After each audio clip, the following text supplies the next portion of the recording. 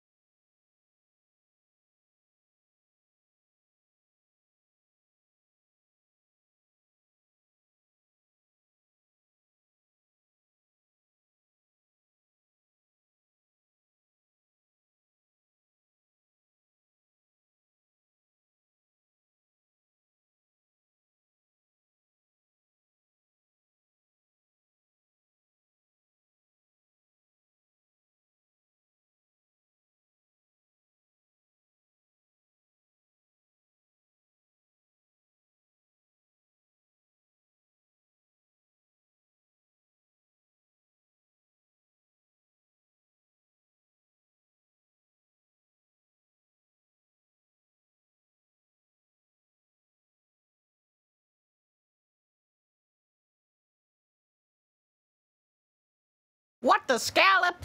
Blah, blah, blah, blah, blah. I'm losing my voice. I shouldn't be streaming today, but I'm doing it.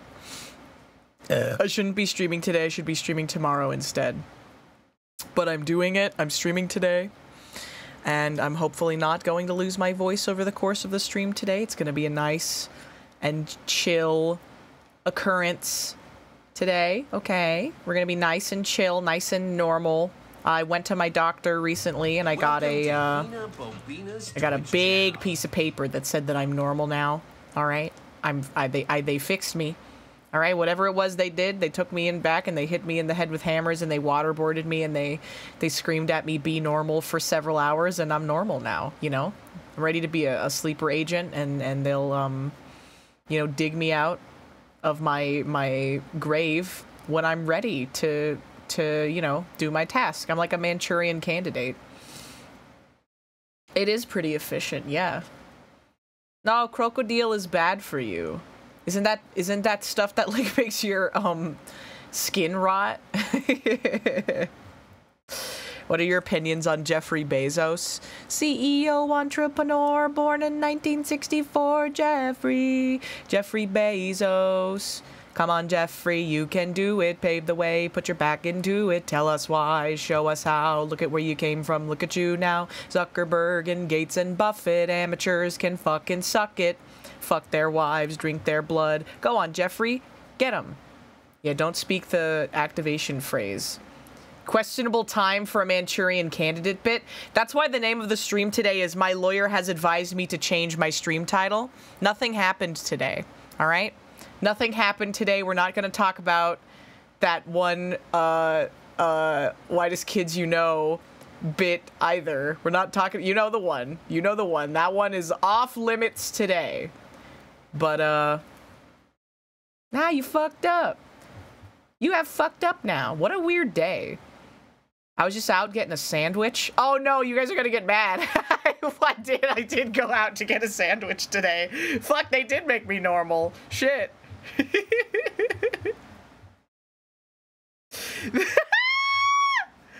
Oh my god! That's the historic event that happened today.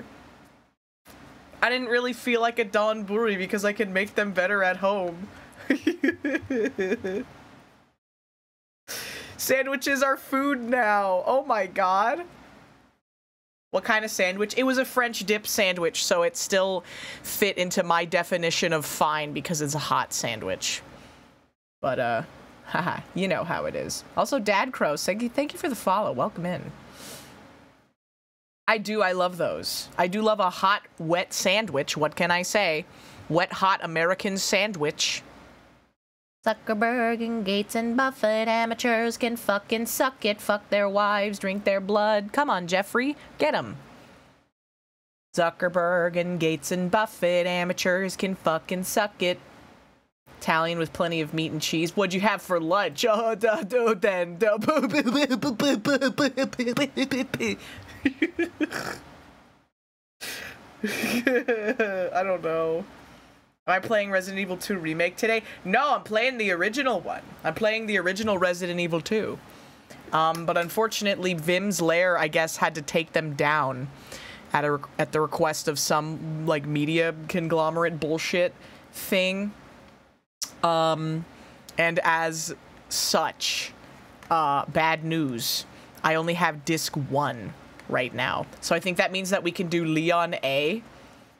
Maybe we can do Leon A and Claire B, but I don't think we can do Claire A, Leon B. I know that we can only do, like, some of the routes. Maybe we can only do the A routes. I don't actually know what the second disc does for the original Resident Evil 2, because it's been so many years for me, okay? I'm not a spring chicken anymore. I'm an old woman. Do you guys see? Okay, you know what was a historic post that was posted today? There was that YouTube video going around, and it was like the rise of the hag in media, and someone quote retweeted it, and they said pedophile attracted to fully grown woman for the first time, and calls her a hag as a result. That was a good tweet. That was a good tweet. That's crazy. Yeah, why the fuck? Why is early 30s considered hag now? Grow up. Fucking go outside. See a beautiful woman. Both discs have both parts, so you don't even need. Why is there 2 discs in the first place then? Okay, Google, why are there 2 discs for Resident Evil 2? Help me. You're all hags. Again, Hunter, that's a dangerous game for you to play because you're going to be old someday. All right? You're going to go to the beach that makes you old and you're going to age 10 years in 1 second. You think about that every day, the beach that makes you old? You know what I think about every day is the fact that we watched fucking Knock at the Cabin in the Discord, and all of you guys said that it sucked, and it was bad, and it was trash, and it was terrible, and it was the worst movie you'd ever seen, and it was stupid, and the ending was bad, and you hate me for making you watch it. And then the fucking Red Letter Media guys reviewed it, and they actually really liked it. Okay? And you guys love regurgitating their opinions. That's your guys' favorite thing to do. Okay? Knock at the Cabin, it was one of the newer M. Night Shyamalan movies that's been... He's been working so hard. He's been doing so many... Every single time I go to the fucking movie theater, there is a trailer for a new M. Night Shyamalan directed movie or project. It is absolutely insane. There's like that one where there's like these people and they're in like a house in the woods, like in the middle of nowhere, and there's like a one-way mirror, right? And it's just a mirror for them, but like people, something or someone can look inside at them, and then there's like a mystery going on. Disc 2 is Claire A. Okay, we'll just do Leon A, Claire B then. That's fine. That's fine. Even though Claire A, Leon B is technically canon, I feel like because Disc 1 is Leon A, Claire B, that's what most people played through when they first played Resident Evil 2 for the first time. The new one about the series. Oh, yeah, and I saw Longlegs, and one of the trailers for movies coming out was another M. Night Shyamalan movie. What was it called?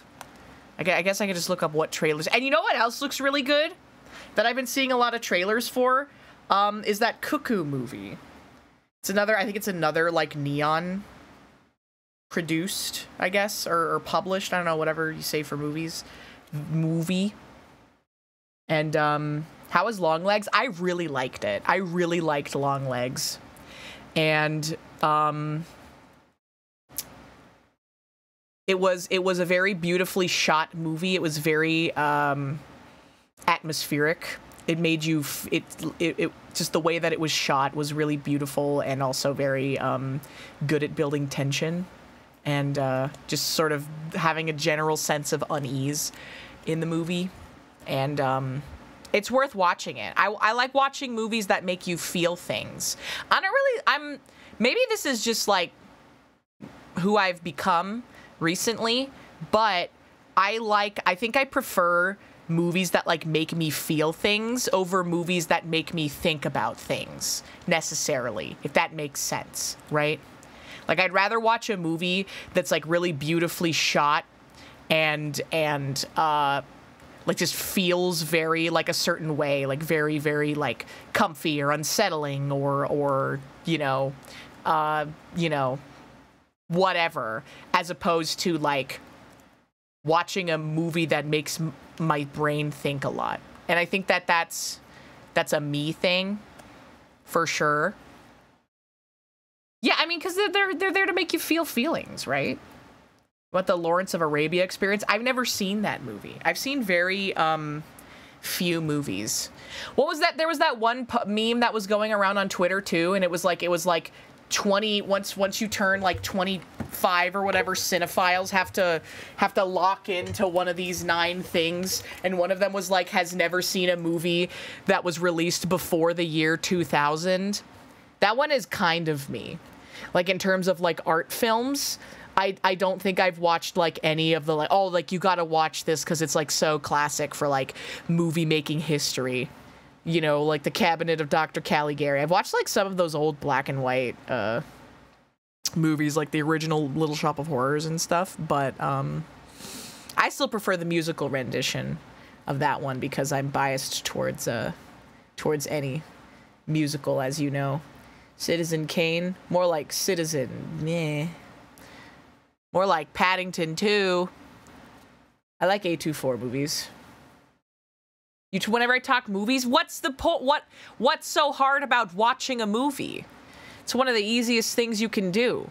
Watching a movie is like the service top of media, okay? Someone else like directs everything that you're supposed to see and hear and experience and feel, okay? You don't have to do anything. It's awesome, all right? Video games are hard. You gotta do things in a video game. You can only watch a movie if it makes me laugh. That's why your favorite movie is 8 Crazy Nights, Norbit, and freaking Borat all in one, Yuko. And you know what? I love that for you. I love that for you so much. Have I watched any series lately? The one that we're going through right now in the Discord is The Venture Brothers, and I've been really, really, really liking it. I really, really, really like The Venture Brothers. There's another series on HBO Max that someone was telling me about the other day that I really want to watch too. Maybe we'll do that for movie nights, unless, you know, like a movie in particular really strikes me. Joe Pera. We've been watching a little bit of Joe Pera. I think that we got a good pace going, so I'm gonna try and keep it to doing like half of a season of the Venture Brothers in one night, and then like watching a few episodes of Joe Pera Talks with You afterwards, just as like a wind down for all the people who have fallen asleep in the VC. I think that's a good thing to do.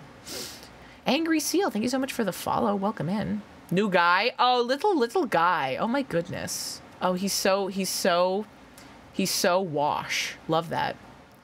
Urge to rewatch 300. I've never seen 300. I've seen like 10 movies. I genuinely feel like so stupid. I've never seen like so many really good movies. Every movie that like Northern Lion has seen and like autistically remembers, I have not seen. And he's like the craziest person on the planet because he can play that fucking daily game where you have to try and guess a frame of a movie, like from the pictures, and he gets them in one. Motherfucker got the French Connection from one screenshot, and it wasn't even of France. It was a frame of Italy, dude. Motherfucker got the French Connection from a one frame of Italy, which is insane, dude. I wish that I had, like, any sort of skill like that, right? True, yeah, that one, fair. He did say he watched it, like, 3 months ago. He said he watched it 3 months ago, and it was one of those things where he had watched the things that had been inspired by the French Connection before the French Connection, so then when he watched the French Connection, it was like, oh, this is derivative, but then, you know, you got it backwards, which I've definitely done before, you know? How do you guys feel about, Wes Anderson movies? I know that Mint is really a big fan of them because she likes how, loud and obnoxious and annoying Wes Anderson is, because he's got such a strongly defined voice, and that's a really important thing in filmmaking, particularly when we are in a world where increasingly movies are made as products and not as art pieces, you know? And maybe this is just me. I don't think I've seen a movie that... What was the last movie that I saw that was like explicitly designed as a product and not supposed to be anybody's creative or artistic vision, really? In theaters. You want to know what was extra fucked up? Is that before Longlegs, they played a trailer for Deadpool and Wolverine. That's like, that doesn't make any sense to me. I feel like the overlap between the people who want to go see Longlegs and the people who want to go see Deadpool versus Wolverine is those are two circles that do not intersect in any place. Was it a good trailer? No, it was giga cringe. It was ultra giga cringe. Like, seriously, bro. Did you not watch Deadpool? I watched the first two. I watched the first two Deadpool movies. You know? I can get a physical copy. Yeah, there's a lot of retro game stores near me. I could probably go get a physical copy for the second disc if I really wanted to. Maybe I will go do that like tomorrow. And we'll just do disc 1 today. You know what I did get a physical copy of, though? I have a physical copy of Frogger He's Back. Everyone's favorite game. All right? I can play Frogger He's Back on original hardware, dude.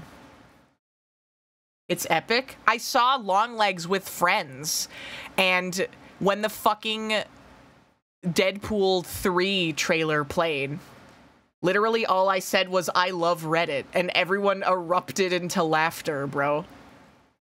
Holy shit. I love browsing reddit.com. It'll be available via Good Old Games this year. Resident Evil 2. That's a +2, thank you. You know, I think, honestly, I think that I'm funnier in person than I am on the computer. I don't know if it's just because there's, like, such a high concentration of funny and entertaining people on the computer, and, like, I'm playing to a much broader crowd out in real life, but I feel like I farm so many +2s every time I go outside. I farm so many +2s every time I go outside and interact with normies. They're like, oh my god, you're so funny. Oh my god. Oh my god, you are such a card. You're so funny. I'm the Joe Piscopo type ball buster. That's my role in the breakfast crew. Okay? Resident Evil 1 already is. Okay, I like Resident Evil.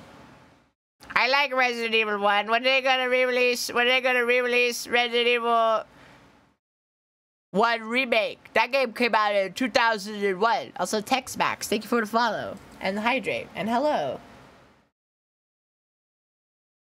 I'm not the Joe Pera of comedians. Joe Pera does stand-up. What do you guys think that a Joe Pera stand-up routine would be like? I kind of want to go. I think there's probably going to be a Joe Pera stand-up performance, like, relatively close to where I live. Like, I wouldn't mind driving out a couple of hours if I had to go see Joe Pera. Have I ever streamed Resident Evil 1? No, I have not. I have not streamed Resident Evil 1 or Resident Evil 1 Remake, but I really should, because I really like Resident Evil 1 Remake, and Resident Evil 1 Remake is one of the best survival horror games ever made. The only survival horror games I've streamed are Haunting Ground, Silent Hill 1, Silent Hill 2, and Silent Hill 3, I think. Just, like, off the top of my head. But I do really like survival horror stuff. I think I streamed Resident Evil 2 Remake and Resident Evil 3 Remake roughly 100,000 years ago, you know? Back before I was partner or anything. Long time ago. Joe Pera uploaded his whole special on his own account. He's pulling a Connor O'Malley. I feel like it's gonna be the exact tonal opposite of stand-up solutions. Like, the yin to the yang of stand-up solutions is what Joe Pera's stand-up comedy routine is gonna be. Remember to play Dino Crisis. Thank you. I will do that. I will play Dino Crisis and Rule of Rose this October, because I'm really committed to only playing scary games in the month of October for some reason. Even though when I streamed Silent Hill and Haunting Ground originally, it was in like June or something, like 2 years ago. Holy guacamole. Holy guacamole, man. Time flies. Time flies when you're having fun, chat room. Yeah,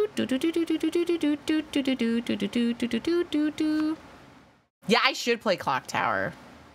Is there an emulator for Kuon? It's a PlayStation 2 game, so yes. Kuon is a PlayStation 2 game, I believe, right? That's the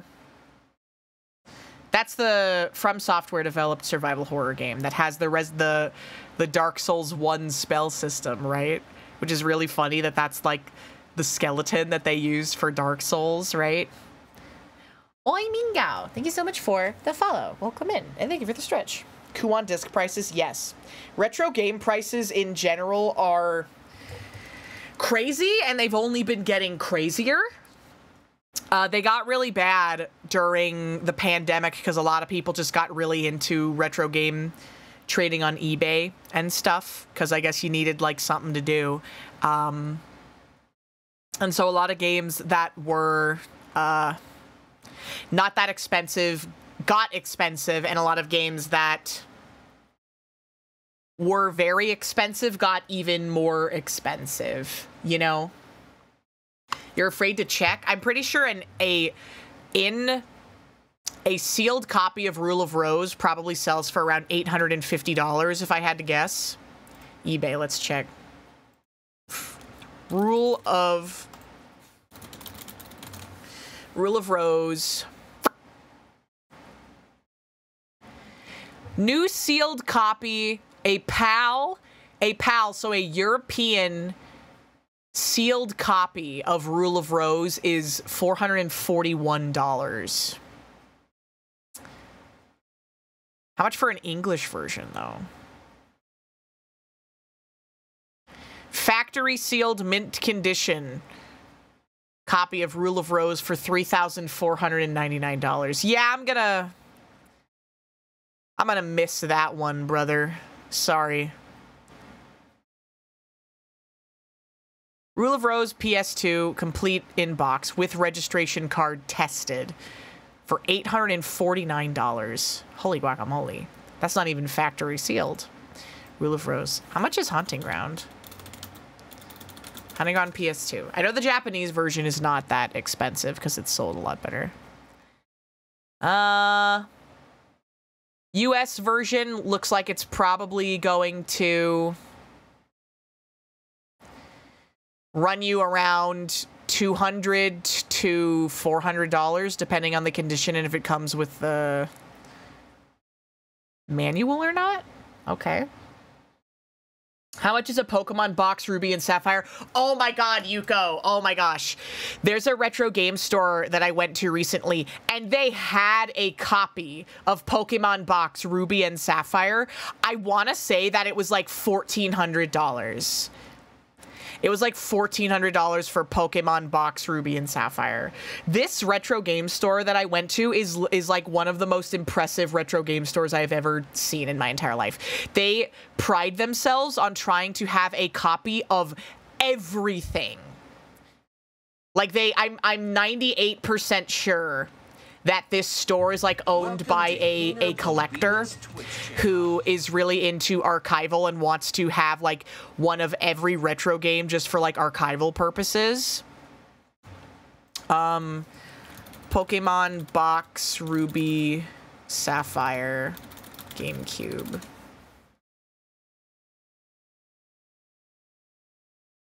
PAL UK version is like $300.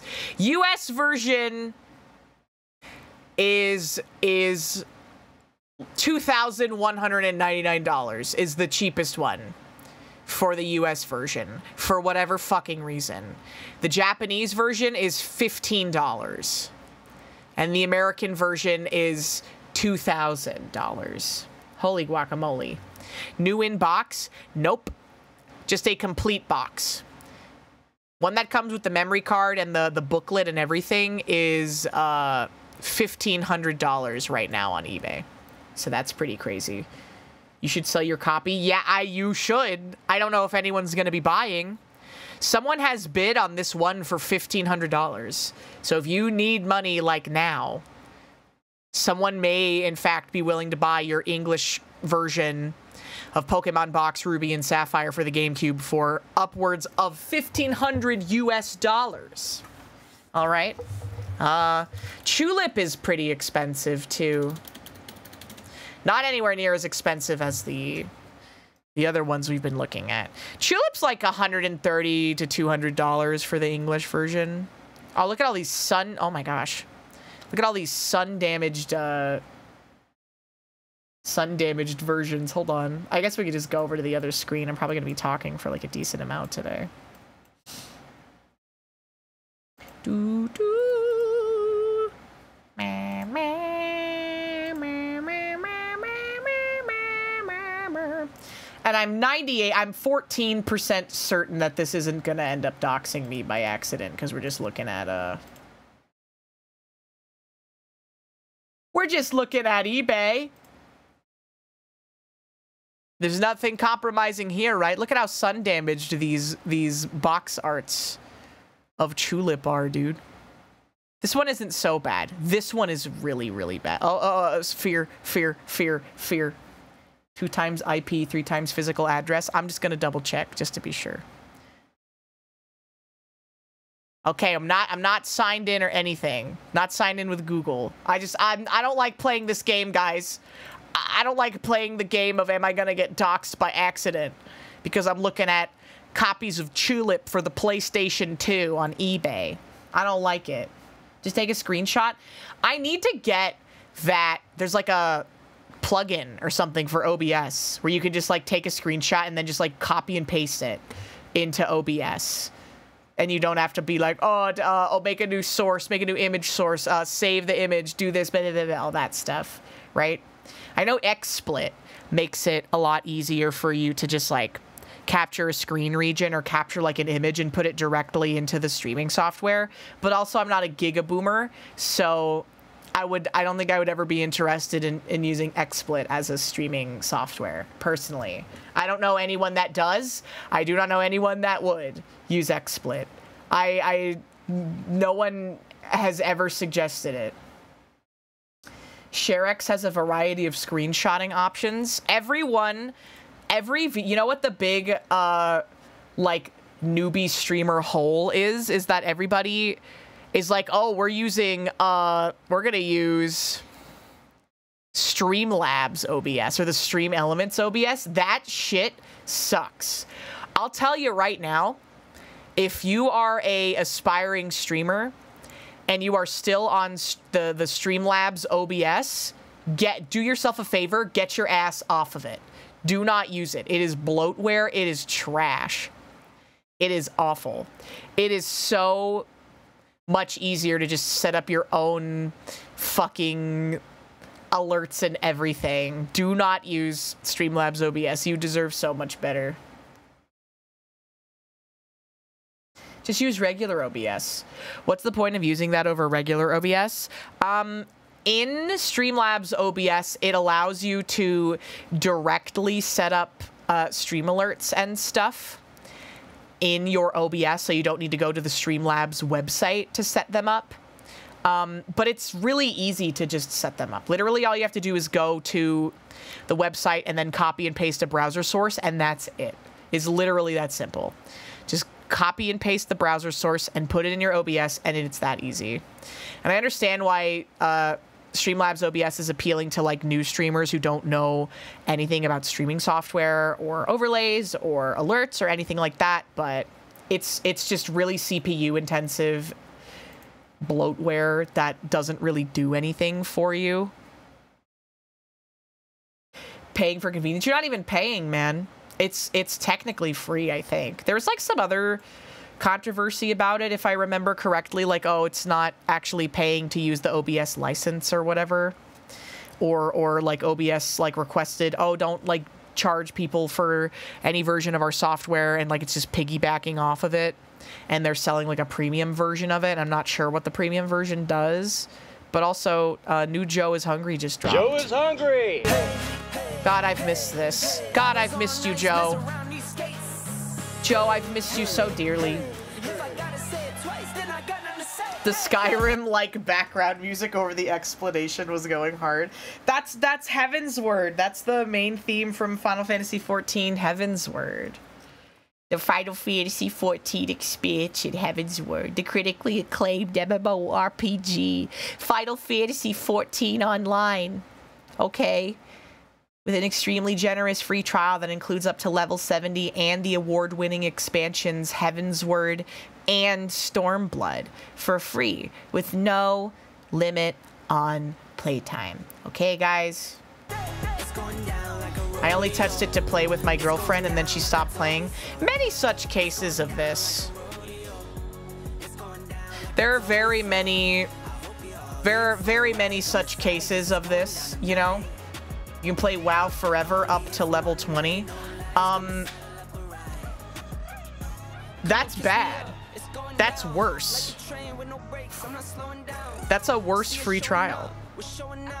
Final Fantasy XIV allows you to play at the JoeIsHungry channel, where we check out 3 visually appealing, expansions, 3 full-length RPGs with no limit on free time.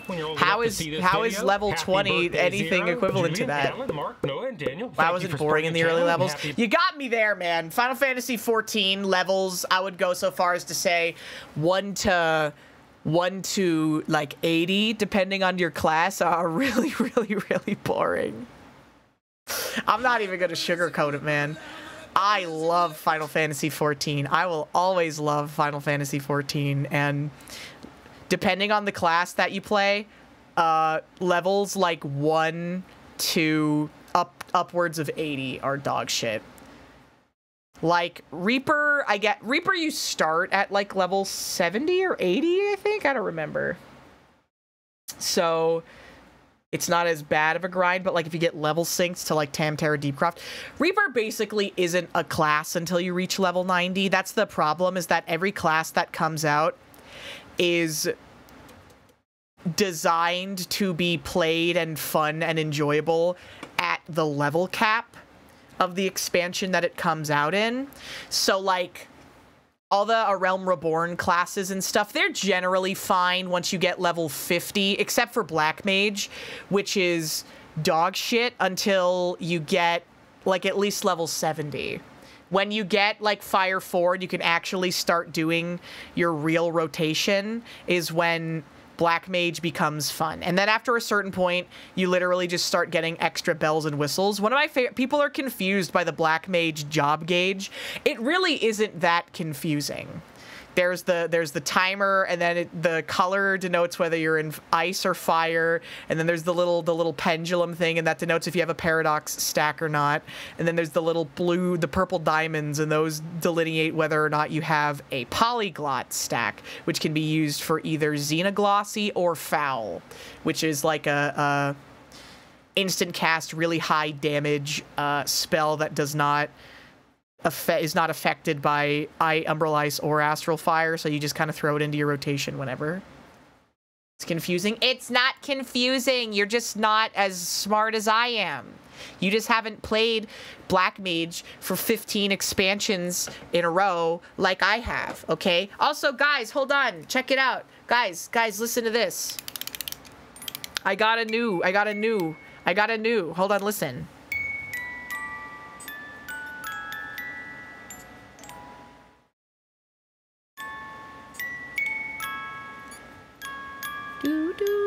Do.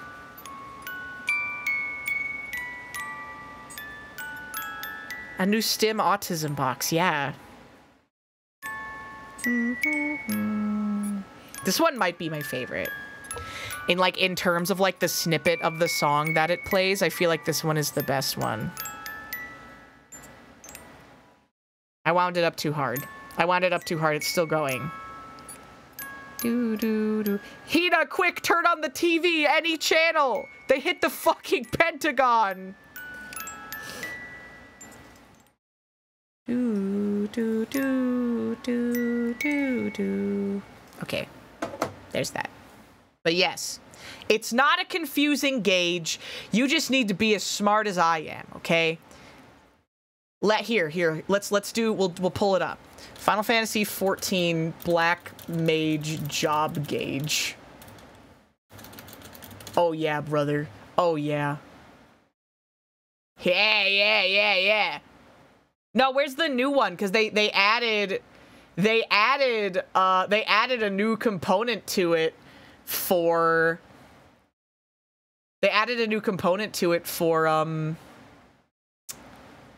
the new expansion. Oh god, I love this thing so much.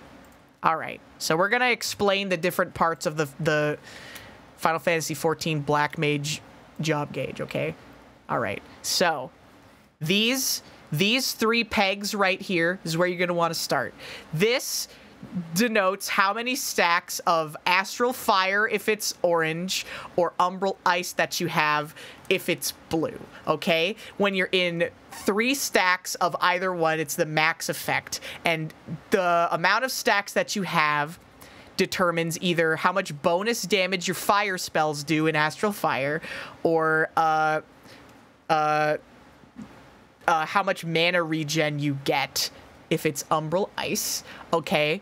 And 2 here, this is the timer. This is the how much time you have left on your stacks of astral fire or umbral ice, all right?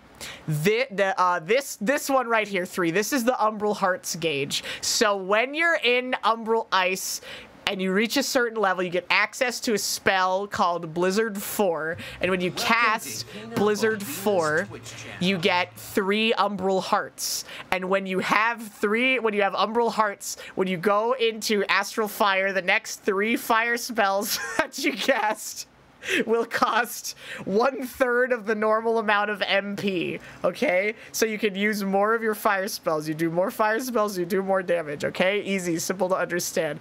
The diamonds, the triangles here, okay. This denotes how many stacks of Polyglot you have. As we discussed earlier, Polyglot allows for the casting of 2 spells.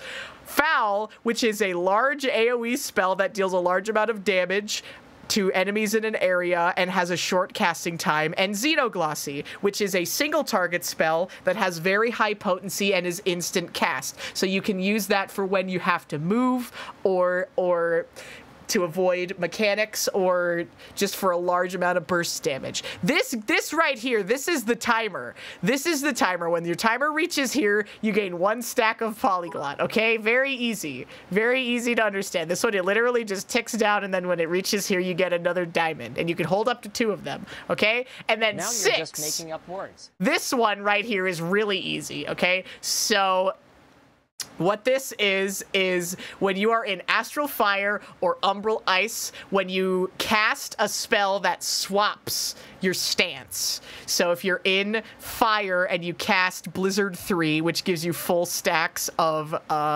Umbral Ice, or if you're in Ice and you cast Fire 3, which gives you full stacks of Astral Fire, you will get a special condition that allows you to cast a spell called Paradox, which will replace your basic spell.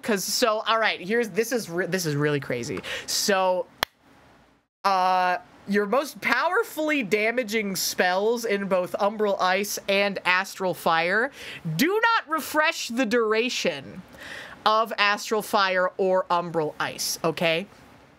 So Fire 4 does not reset the duration of Astral Fire, but Fire 1 does.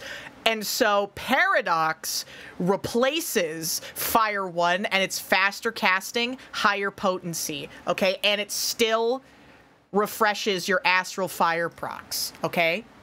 And also, sometimes when you're casting Fire 1, you have a chance to get a proc that makes your next Fire 3 spell free, unless you use Sharp Cast, which increases the chance of your next spell proc to 100%. And you can hold up to 2, you can hold up to 2 charges of Sharp Cast.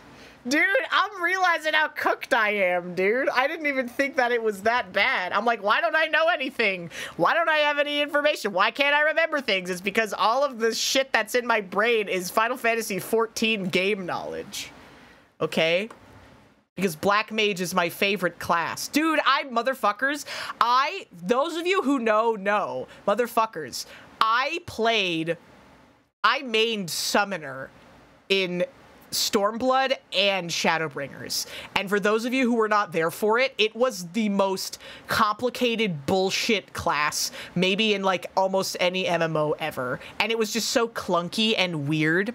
And then in Endwalker, they made it go from the most complex, stupid class ever, where it was like, all right, so your rotation for Summoner is your opener is you start with Dreadworm Trance, and Dreadworm Trance makes your spells instant cast, and when you get close to the end of Dreadworm Trance, it makes your spells instant cast. When you get access to Akmorn when you enter Dreadworm Trance, but when you use Akmorn, it ends Dreadworm Trance instantly, okay? So, but when Dreadworm Trance ends, you get one stack of Dreadworm Aether, okay? And so once you've done two Dreadworm Trances, then you get 2 stacks of Dreadworm Aether, and then you can summon Bahamut, and when you summon Bahamut, he has Akmorn, and he does Akmorn whenever you take an action. So you need to save all of your off GCD abilities to use while you have Bahamut summoned, so you can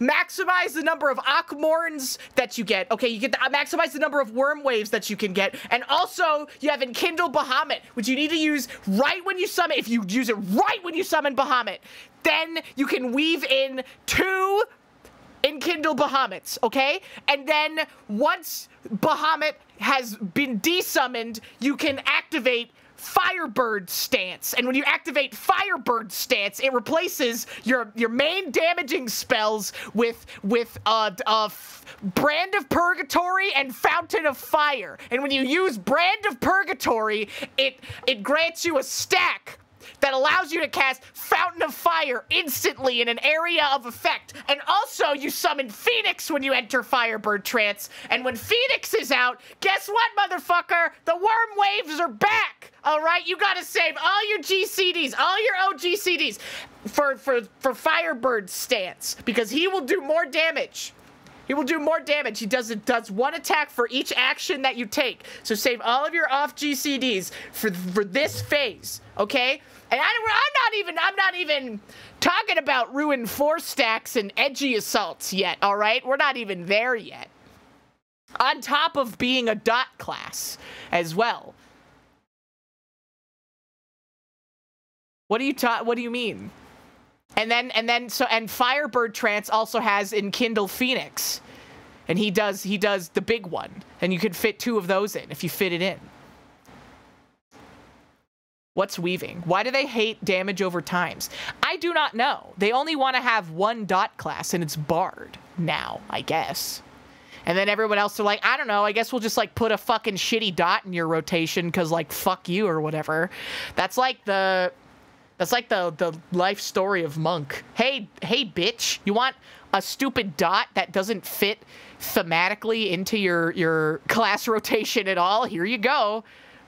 What happened to Monk? Is it bad now? What game is being talked about? Final Fantasy XIV Online. The critically acclaimed MMORPG with an extremely generous free trial that includes up to level 70 with no restriction on playtime, and the award-winning expansions Heaven's Word and Stormblood. Okay? Monk only uses Boot Shine and Dragon Kick? No way. No fucking way. No way. There is no way that they did that. I'm not joking.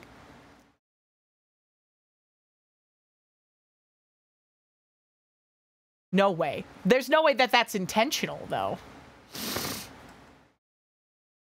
Unlimited up to level 20. I miss spreading dots on enemies as a scholar, man. Me too, Yuko. I have never, like... My autistic rage... You know, like a hyperfixation, but like for anger, is specifically about the healer changes that they made in Final Fantasy XIV when Shadowbringers came out. Because they homogenized all of the healers and they ruined my favorite class, which was Scholar. Because Scholar used to be a DPS dot healer with a pet turret that was like basically good enough to maintain like your raid by itself unless there was a big raid wide. So you didn't really need to be a healer. You could spend most of your time being a DPS. And that was fun. And then they ruined it. They were like, no. We're eventually going to want to add Sage to the game. And that's a DPS healer, so we're just going to ruin Scholar. And then they made it bad. They literally made Celine go from healing for like 13,000 on an Embrace to like 1k. It's like nothing. It barely even keeps up with like auto attack damage from bosses. All right, the boot DK rotation.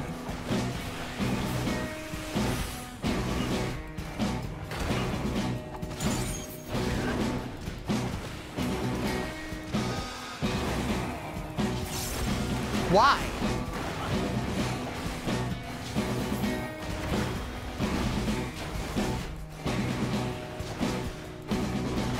This is the optimum rotation.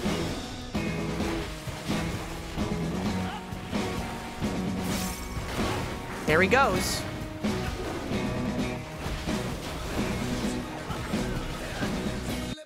Intro. On Friday the 20th. Opo form bonus. While it was our aim to preserve Monk's playstyle for the patch 6.x series, several changes to their core abilities, Stacks of Fury Chief, have significantly changed how it feels to play. We discovered certain actions had incorrect potencies, as well as an error pertaining to the requirements to apply Stacks of Fury. We plan to address the issues in 7.01 and would result in improved effectiveness of area of attacks. We also want to necessitate minor adjustments to the HUD. My apologies again for Monk's inadequate performance, which presently differs from what we presently announced. So the optimum rotation is literally boot shine, dragon kick, boot shine, meditation, dragon kick. Oh, yeah. Oh, fuck yeah, bud. Oh, fuck yeah. Oh, yeah, baby. Awesome. Look at this. The new Monk combo animations.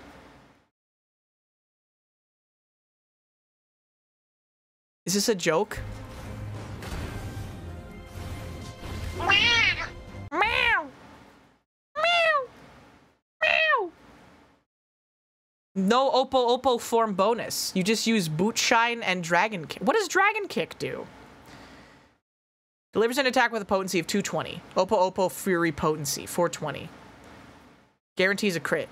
Damage dealt increase under effect that raises critical hit rate. Changes form to Raptor. You're just a monkey. You just go monkey mode. Deliver an attack with a potency of 320.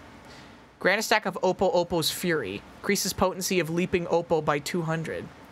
Changes you to Raptor form.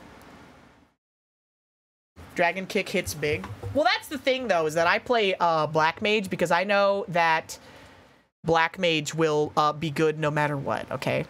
Black Mage is Yoshida's favorite class, so no matter what happens in a patch or an expansion, Black Mage is always going to be good. Birthday, Anna, Nina, might not always be the best or the easiest, but it will always be good. Smile. Black Mage will always be good forever. And I just like it. I've talked about this before, like, ad nauseum, but, Black Mage, like, fulfills the best class fantasy out of all of the, and give your failing gallbladder a push over the edge with 54 grams of fat. I have the full nutritional information on the screen. All of the, classes in Final Fantasy XIV. Because all you want to do as a Black Mage is cast big, stupid spells and do big stupid damage. And make it a medium combo for $12.39 before tax. And that's what it does. Since Freddy's chooses not to post their serving weights in Black Mage has the strongest class fantasy out of all of the DPS in Final Fantasy XIV. And Final Fantasy XIV, I'm just gonna say it, dude. They made healers and tanks not fun. Like, the thing that they think is fun, quote-unquote, about healers and tanks in 14 is, like, the fight-specific mechanics that healers and tanks have to deal with, right? Welcome to HinaBoBina's Twitch channel. The classes themselves are not engaging. It's what the class has to do, which is an issue that they created back in, Shadowbringers, because they homogenized the tanks and the healers, and they made it so, oh, well, we didn't like in Stormblood how there were optimum party compositions for raids. Like, people were taking dual Astrologian because, you know, Astrologian could do regen and shielding, and the card buffs were just so strong that when you were optimizing your raid setup, it was better to just have an Astrologian doing, you know, card buffs than to have, you know, the extra healing or shielding from a Scholar or a White Mage, right? So, like, we don't like that. And we don't like how, oh, there's, like, these strategies that people are making where it's like, oh, you can use this thing on this tank and, like, this ability to do this. So what they did was they gave every healer and every tank the same tools. So there's basically nothing that differentiates the tanks or the healers outside of, like, okay, well, Scholar and Sage are both shield healers that have all the same tools as each other, and Astrologian and White Mage are both regen healers that have all the same tools as each other. Because if a class has something unique to it that's useful in a fight, then you're gonna want to bring that class. And for some reason, they think that that's a bad thing, right? That's weird, right? Isn't that weird? And be like, well, if this class was unique and it's good for a specific fight, then people would feel like they had to bring this class. And there's always going to be optimization losers and meta nerds whenever you're playing any form of online cooperative or competitive video game. And they're always going to optimize the fun out of everything. So you might as well make your classes, like, interesting instead of just homogenizing them and making them exactly the same, right? That's not fun. That's why I fell out of love with healers in Final Fantasy XIV, and now I only play DPS, because DPS are the only classes that are actually fun and interesting to play, because they have more buttons to push than oh, refresh my dot every 30 seconds, and then do damage, and then, oh, there's a raid wide, press my fucking raid wide button. Oh, there's a raid wide coming, press my raid wide shield button. That's not fun! That's not fun! That's stupid! And I do not understand how there are people on this planet who play healers without DPSing, because it's literally the most boring thing ever. It's boring even when you DPS, dude. Warrior is perfect, okay? Warrior is a perfect tank. It can do no wrong.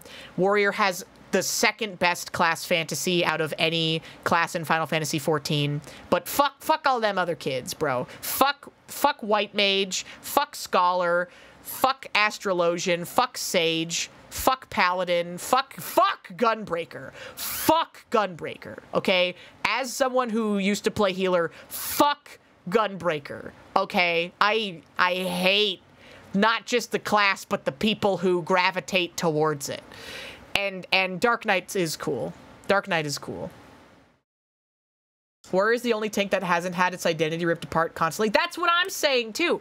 Paladin was supposed to be like this like, holy magic, you know, caster tank that also had, like, a bunch of really good utility for, like, being an off tank with stuff like cover and, you know, being able to transfer your buffs to other people and, like, casting buffs on your main tank. But then they were like, oh, it's not good enough as a main tank. It's better as an off tank. So we're just gonna, like, make it a better main tank and remove, like, all the things that made it interesting as an off tank, which isn't fun. Having fun with Viper since I'm tired of fucking up my mudras. Didn't they rework the mudras? Didn't they rework the Huton gauge? Isn't Huton not even a thing anymore? They changed so much. And that's why if I ever do end up playing Dawn Trail, I'm going to come back, I'm just going to play Black Mage, and I'm just going to cast Fire 4 until I'm out of MP, and then I'm going to hug and kiss and go to bed, man. Kunai with Chain? Viper should level off Rogue. Back in the day, everyone was doing a lot of speculation. They were like, oh golly, gee willikers.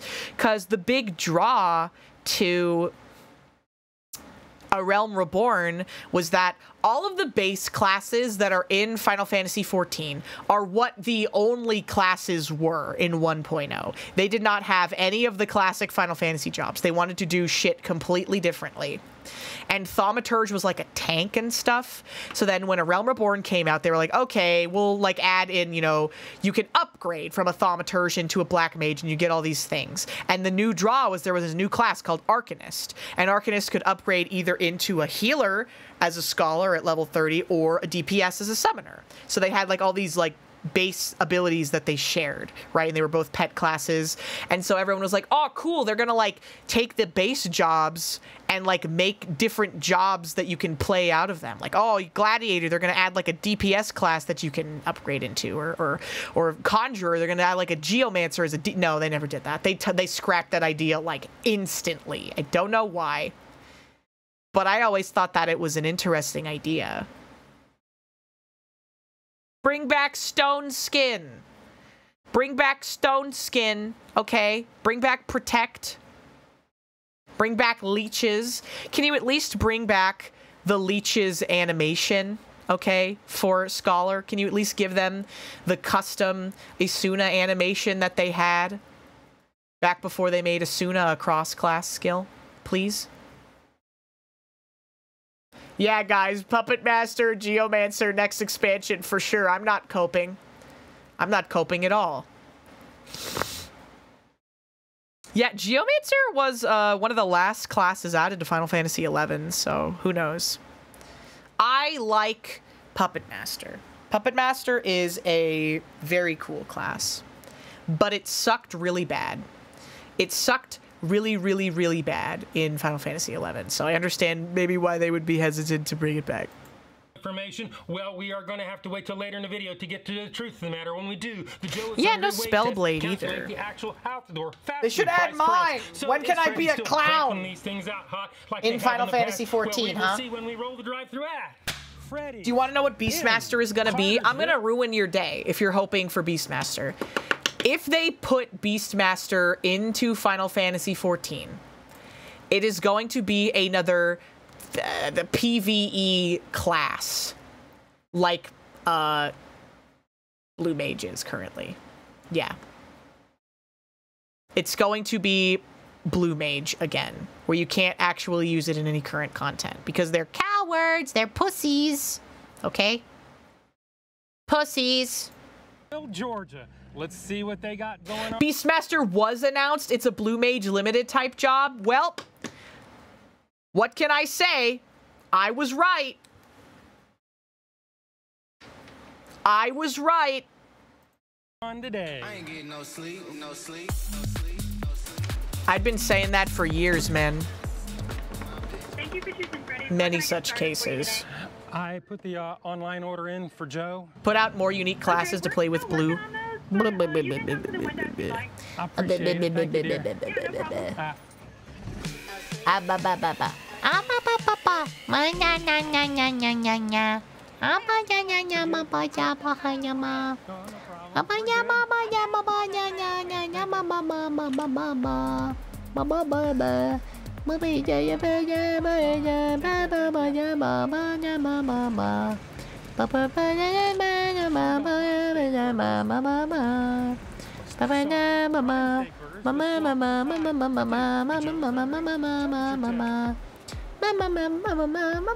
The only time I used Blue Mage was to kill myself. Bottom text.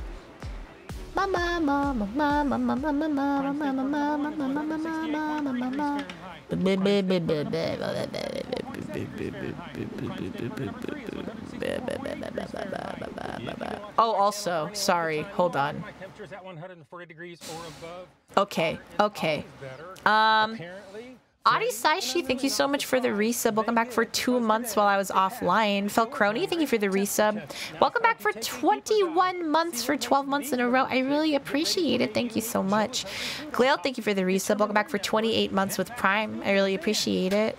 Cashapon, thank you so much for the resub. Welcome back for 26 months. I really appreciate it. Thank you, thank you. Username not found error. Thank you so much for the 500 bits.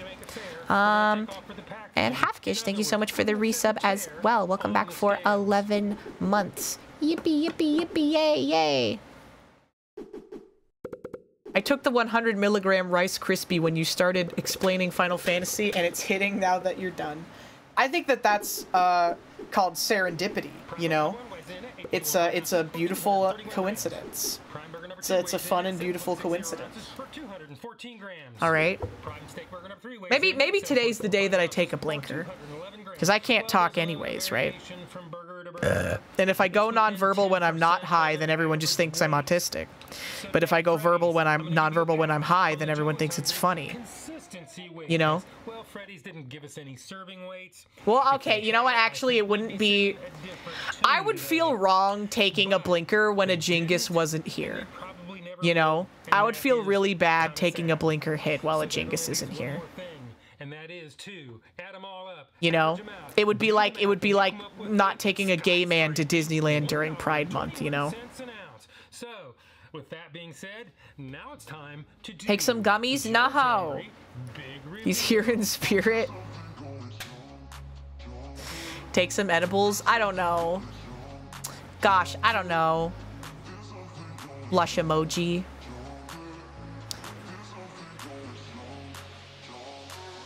Mickey gives you, yeah, if you take a gay person to Disneyland during Pride Month, you get in for free. You know? The woke radical left. What the fuck is this? I feel like I've missed this entire Joe video. I think that that's just like a piece of skirt steak on a bun, like a burger. What gay percent? You have to have had sex with a man at least once. Topping or bottoming. And getting your dick sucked by a man does not count, but sucking another man's dick does count as gay enough sex. This is what it looks like, and this is what it's supposed You're not gay enough? That's a shame, man. You gotta up those numbers, you know? Seen what it looks like, and we saw how much it was. The price to me, I am not gay. Sucking dick isn't gay. Swallowing, I think, counts as gay. If you suck dick and you swallow, then that locks in for gay. If you suck dick and you spit and you act like you don't like it the entire time, then you can still be straight. If you roll your eyes the entire time like you're so over it, then it doesn't count as gay, okay? Think about the franchisees and even the people who have to make a product that doesn't look like the poster. Yeah, denial. Yeah, if you do that thing where like you put your finger next to your head like, oh, this guy, you know, while you're doing it the entire time, then it doesn't count. It is the JoeIsHungry bite test. So it is. I suck his dick with a smile for hours at a time. I've never been to a Freddy's. Whoa, he got like a big something. The burger's falling apart, man. I would fuck with this though. I want to go to Culver's. I've never been anywhere that has a Culver's before. I need to look up where they are. Because I need to like plan a trip to go to one of the places that has them so I can try it. Culver's locations, USA. God dang it, they have them in Idaho? That's fucked up. That's actually genuinely so fucked up. Idaho, Texas. Is that New Mexico? Is New Mexico the one that's next to California or the one that's next to Arizona? And then the Panhandle is Oklahoma. And then what's this square? Is that Nebraska? And then Utah is the one that's underneath Idaho next to Nevada. Arizona? They have them in Arizona, but not New Mexico? That's weird. Well, according to the map, there's a Culver's in Texas, at least one. And then like a bunch of states that I don't know what they are. Let's go over this together. Let's try and figure this out like a family, okay? Look at this. We gotta figure this shit out. What state is this? You live in Arizona? I would rather kill myself than live in Arizona. I'm sorry, brother. What is this? Kansas? What the fuck is this one? Is this Nebraska? I would not, Logs. I genuinely would not love it in Arizona. This is Colorado. And this is Utah, right? This one right here is Utah. Okay, and then this one... Wyoming? Wyoming's one of the square rectangle ones, right? Yeah, I got that one. And then this is North Dakota, and this is South Dakota. And this is... Is this Montana? There's no way. Montana, I thought, was like over here. What's this? What the fuck is this one? What is this one? Nebraska? I thought Nebraska was like in here. No, this is Montana. Where's North and South Dakota then? Is this North Dakota and is this South Dakota? Yes. And then, wait, there's no way. This isn't Montana. This is Wisconsin. Isn't it? Montana's this far away? That's Minnesota. Where's Montana? Is this one? This one has to be Montana. This state right here, I accept no other answer than that this is Montana.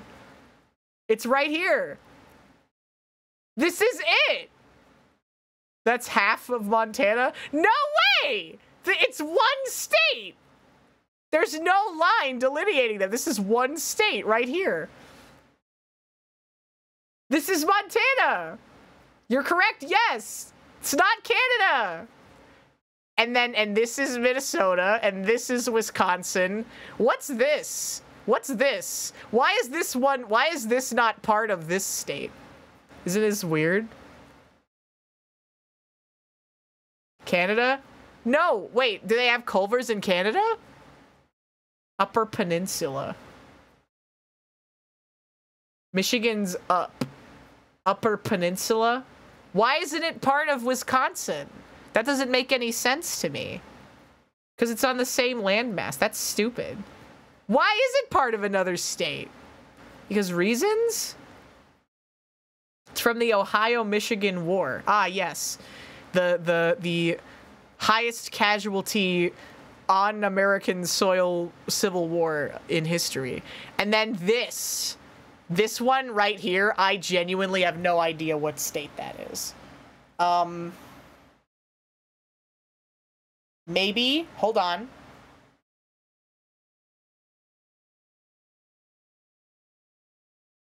Hold on.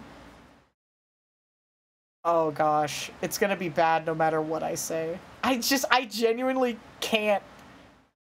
I do not know what that state is. What the fuck could it be? Is that...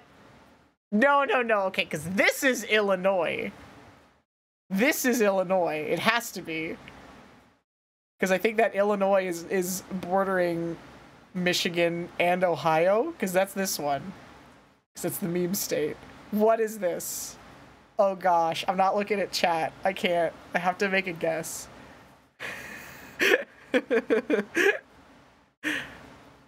Arkansas?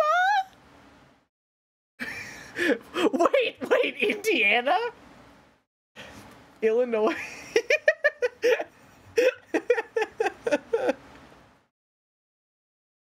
Where's Arkansas then? Indiana? Indiana, it does not sound like a real state, dude. I'm gonna be real. So is this is Indiana and this is Illinois right here? It doesn't sound real is what I mean. It doesn't feel like it's a real state. Is what I'm telling you. Arkansas, this one? Is this Arkansas? I thought this was Oklahoma. Where's Oklahoma then? It is? Where's Arkansas? North of Louis. Oh, this one. Oh, okay. Next to Oklahoma. Okay. And then this one right here. Oh, I have no idea what this is. Is it Kentucky? Is this one Kentucky? Right here? Yeah, okay, I got that one. And then this this one, hold on. This one right here is one of the Carolinas, isn't it? And then this is North Carolina, and then this is South Carolina, right?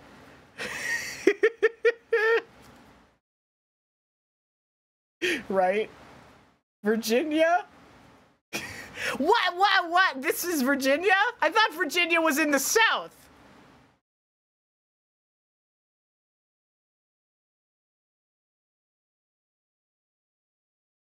No? Virginia and North Carolina. It's global South. It's globally South. Virginia does think it's the South. You were, why would do you think I even understood what landmass I was on? It's like I spawned there. They put a fucking blindfold over my eyes for the entire flight. And I did not know. Is this water? Is there water in fucking Virginia? There's no, is this a river? Or is this just like a arbitrarily drawn line? Arbitrarily drawn, like, delineation borderline. Is it? Because there's water here, maybe. Is there? Is there water? How much? That's Delaware? That's not Delaware! There's no way they would make a state that small. There's no way they would make a state that small. No, I'm talking about, like, here. Like this, and then there, and then there's the border here, right? This. There's gotta be, like, some water in Virginia. There's gotta be some beaches in Virginia. It's not Delaware! That's part of Maryland?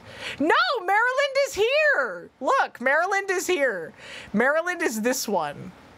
Maryland is like this gerrymandered fucker right here. And then that's Delaware. The tiny one right there. And then there's like water in Virginia. There's water in Virginia. That's not New Jersey. I know New Jersey is up. I know New Jersey is up. And then is this okay? Let's dive back. So then this has to be North Carolina, and then this is South Carolina, right? These two are that. And then what the fuck is this one? What the fuck could this be? And what the fuck is this one? And what the fuck is this one? These are not real states. These two right here do not count as states. I think that they should be removed from the rotation. And then this one is Arkansas, and that's where Bill Clinton is from. And then this one's Louisiana, and then this one right here, no idea.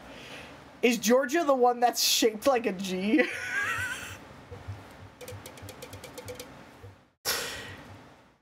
Florida, that one's easy. How many there's Georgia, Virginia, which is this one. What's this one? Ohio 1, 2, and 3. Oh, Mississippi, right? Okay. U.S. states test. I think it's time for me to. It's time for me to get tested again. It's definitely time for me to get tested again. It's been a while. It's been a minute. It's been a hot minute. Okay, click on New Jersey. That's... What the fuck is this one? What is that state? And then why are these two so small? And that has to be New York State, right? Is New York... Okay, this is Pennsylvania. I think that this is New Jersey. Oklahoma. Oh my god, yes! I used process of elimination because I know that New Jersey and Pennsylvania are close to each other. Okay, Oklahoma. Is this one Oklahoma? Colorado. Yes. Okay, Colorado is a rectangle. Oregon. Oregon, that one's Vermont. easy. Vermont, literally no idea. Maybe that one? Nope. That one? Arizona. Okay, Arizona is that one. North Dakota. North Dakota is that one. Florida's easy. New York. New York State is the really North big one. There we go. North Carolina. No! Fuck shit! I fucked it up again! Tennessee. Tennessee. No, that's... Maine. Oh my god, that was Tennessee. Okay. Maine is one of these, like, little fuck-off ones, isn't it? Maybe this one? No. Is Rhode Island a state or a city? Nope. What? New Maine is that Hampshire. far north? I had no idea. I thought that one was fucking Connecticut, dude. New Hampshire. That is such a good question. where that is. This one, maybe? Nope, that's Rhode Island. That one, maybe? Nope. That one? Oh, California. Okay, that one's South easy. Carolina. South Carolina. Connecticut. Connecticut? Literally no idea. Why is... I thought Connecticut was this one up here. Nope. Alaska. That one was close. Michigan. Michigan is... It has to be this one. Wisconsin. Okay, Wisconsin is that one. Ohio is that one. Utah is... that Washington. one. Washington is easy. Hawaii is easy. Nevada. Nevada is Las Vegas. New Mexico is that one. Montana is that one. West Virginia. West Virginia? Wait, there's two? Oh my god. Which way is west? It has to be that one. Rhode Island. Okay, Rhode Island is that tiny little fuck-off one. And honestly, these states on the East Coast, I still firmly stand by, like, fuck these things. They're too small. They're too small. Indiana is not a real state. Is this Indiana or is this Indiana? Oh, Alabama? I forgot that that existed. Nope, that's Arkansas. Nope, that's Missouri. Nope, that's Mississippi. South Dakota. Okay, South Dakota. Kansas. Kansas might as well not even exist. Maybe Kentucky. that one. Oh, yeah, nice. Kentucky. That Illinois. one. Illinois. Georgia. Georgia's a state? I thought that was a country. Nebraska. Nebraska doesn't matter. Pennsylvania. Pennsylvania, there's that. There we go. Massachusetts. Massachusetts is a state? I thought that it was a district in New York. Iowa. Iowa is a state? Iowa. Oh, fuck me. That Delaware. one? Okay, sure. And then Delaware is where Joe Biden is from. Missouri. Missouri. That it has to be. No! No! Maryland. No, no, no. Fuck. Minnesota. Minnesota. That Texas. one. Texas is Virginia. the T. Virginia. There we go. Arkansas. That one. Mississippi. That one. Louisiana. Yes. Wyoming. Idaho. 7. That's a passing score. That's good. I would be very, very happy if I got this grade on a test. If I got a 78% on a test like this, I would be very proud of myself. The West has not fallen. The first time I took this test, I got a 52%. And then I took it again and I got an 82. And then a year passed and I got a 78, okay? You should just be happy and proud of my information retention skills, okay? C+, that's passing. C's get degrees, okay? You think that the doctor that you're going to go and see to get, like, your fucking fentanyl prescription is gonna be the doctor that got straight A's? No. They're the ones that barely passed with a C, okay? How did I cheat? I didn't cheat. Welcome to HinaBoBina's Twitch I didn't freaking cheat. Moishi, thank you for the follow. I didn't cheat. Get your Adderall prescription. I can actually taste Okay, we can go back to Joe now. Sorry, I keep getting distracted. With that being said, now it's time to let this sled slide It's so much cheaper to get it on the street. That's true. It's because it's so cheap to produce and so strong in such a small dose. You don't even need to go get a prescription for it. America's got a real fentanyl problem. Sneaky-doodle bite. And I'm the only one who's brave enough to talk about it. Sneaky-doodle bite number 3. Go on, Joe. I'd love to be friends with JoeIsHungry. Hey, Shadow Dude, hey, are you Do you think that if I asked him to, JoeIsHungry would walk me down the aisle at my wedding? The age-old question. More importantly, what do you think? And even more importantly, I think maybe he would do that. Leave it in the comments. So let's move on with this video. My It meth was prescription. definitely cooked fresh. It was definitely cooked hot. The bread is very, very soft and collapses easily. I can taste the cheese. The Most people would do that for the bit. As in the bit of walking someone down the aisle, or the bit of asking JoeIsHungry to walk them down the aisle. Also, Melancholy Obo, thank you so much for the resub. Welcome back for 8 months. I really appreciate it. Thank you so much for the prime. And Moishi, you too. Thank you for the follow. Welcome in. It's Shadow Joe. He's from the past. Move to New Jersey and get away from the curse of the West. I'm gonna be real, I would be a lot more interested in moving to the East Coast if I didn't have so many friends on the West Coast. I still don't understand why you do that. And like every single big VTuber convention is on the West Coast, which sucks. Like all of the cons that VTubers like to go to. And TwitchCon is on the West Coast. But I mean, I guess travel's not that bad. It's still like $500 though. $500 for a flight, particularly from like the East Coast, and you have to get connecting flights. It's such a pain in the butt. It's difficult. Violet, thank you so much for the subscription with Prime. I really appreciate it. Thank you so much. 7, that's pretty good, man. Joe's been like giving real low scores recently. JoeIsHungry has been giving real low scores recently, dude. Jersey is fine. It's probably really expensive to live in New Jersey, I'm not gonna lie. Rent in New Jersey for the square footage that you get is probably a lot worse than rent in almost any place on the West Coast, just due to sheer concentration of people and total amount of land available. Cynical Joe arc. How can he not be? All these companies are trying to make you pay more for less. Joe deserves to be angry, and you do too, chat. Man, he's going to fucking Panera Bread again. I hate Panera. I hate Panera, and I need to go back and fix that fast food tier list because Boone and Octo and Gmart are just wrong.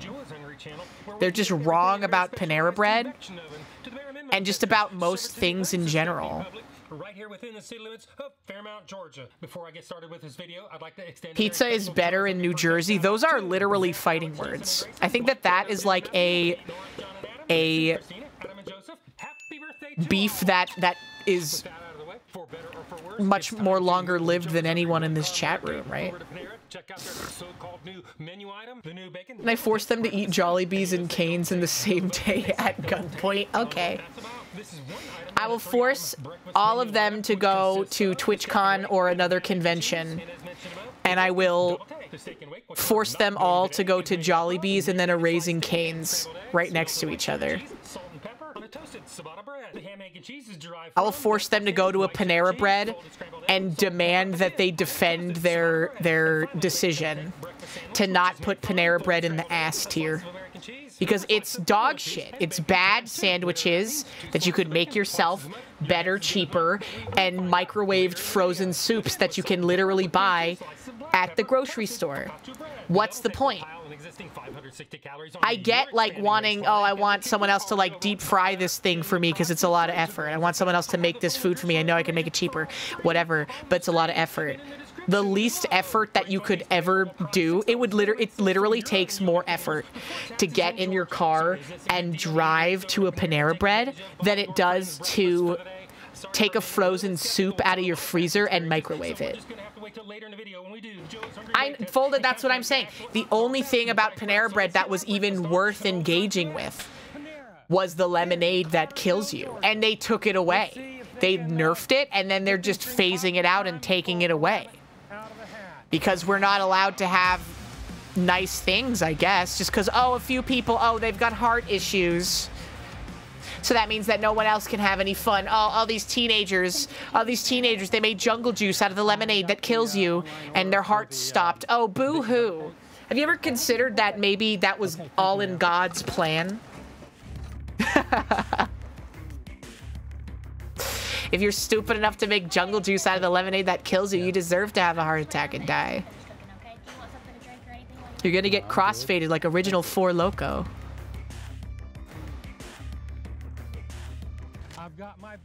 I never even got to have an original 4 Loco. I didn't really even start drinking until I became a VTuber. I was talking to one of my friends, and we were reminiscing about, like, how much time has passed, and if we, like, you know... It was basically the question, it was like, do you think that you're a better person now than you were, like, 2020, like 4 or 5 years ago? And I definitely think I'm a worse person now than I was maybe 5 years ago. Like, morally speaking. I'm a worse person. But my friend also said, they explicitly said, maybe I'm the reason. Maybe I'm the reason why you're worse. I was like, you know what? That's so true. Space Monkey, thank you so much for the 10 gifted. I really appreciate it. Thank you so much. Wowie zowie. This is very kind of you. Head back to the studios and I work at Panera Bread and kept a bunch of the charged lemonade signs. Every time I go to a convention, I dig through the garbage on the last day so I can take the signage home.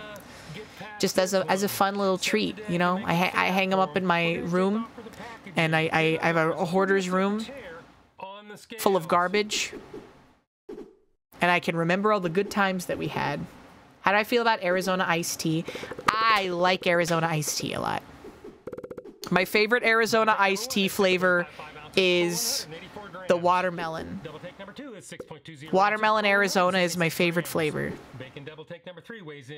I think I'm mostly the exact same person I was in 2020, but with less money and more oil. Like cooking oil? Like baby oil? What kind of oil? You actually pass the JoeIsHungry consistency weight test. You have 14 types of oil. Nice. Hina cosplays as the trash man in her room a lot. I cosplay as Gritty, the mascot for the Philadelphia hockey team, in my room with all the garbage that I take from conventions. Yeah, that's his name, Gritty. Have you ever had Culver's? No, I was literally just talking about how I've never been to Culver's. I've never had Culver's before, and I really, really, really want to try it. Like, really, really badly. So that's why we pulled up the map. That's why we pulled up the map of the United States, and then I couldn't identify what states it was in, because I couldn't identify what states they were just by looking. And so we had to take the test again. But I'm gonna be real, that test is not the same as the ones that you have to type in. Because, like, there's process of elimination, right? I think I would probably do worse if it was one of the ones where you had to, like, type what state this is instead of it being like, click on which state is Oklahoma, right? I probably wouldn't do very well. This is what it looks like. You won't be disappointed. I have only ever heard good things. I have only ever heard good things. I'm hitting the Gritty. Thank you for the 500 bits, Kaiser. I really appreciate What it. it looks like, Okay. and we saw how much it was. They have Pepsi instead of Coca-Cola. That's pretty bad. But if I was going to Culver's, I would go whole hog, and I would probably get a milkshake. I noticed in the Panera If I went to photo, Culver's, they seem to have the bacon I want to look at the hanging out menu the now. edges a little bit more. Do you guys do that? after Do you guys the, ever like look at autopsy, the? Okay, I'm gonna be real. Every single restaurant that I go to, I look up the menu before I go, so I can scout it out ahead of time, so that I kind of already know what I want before I go.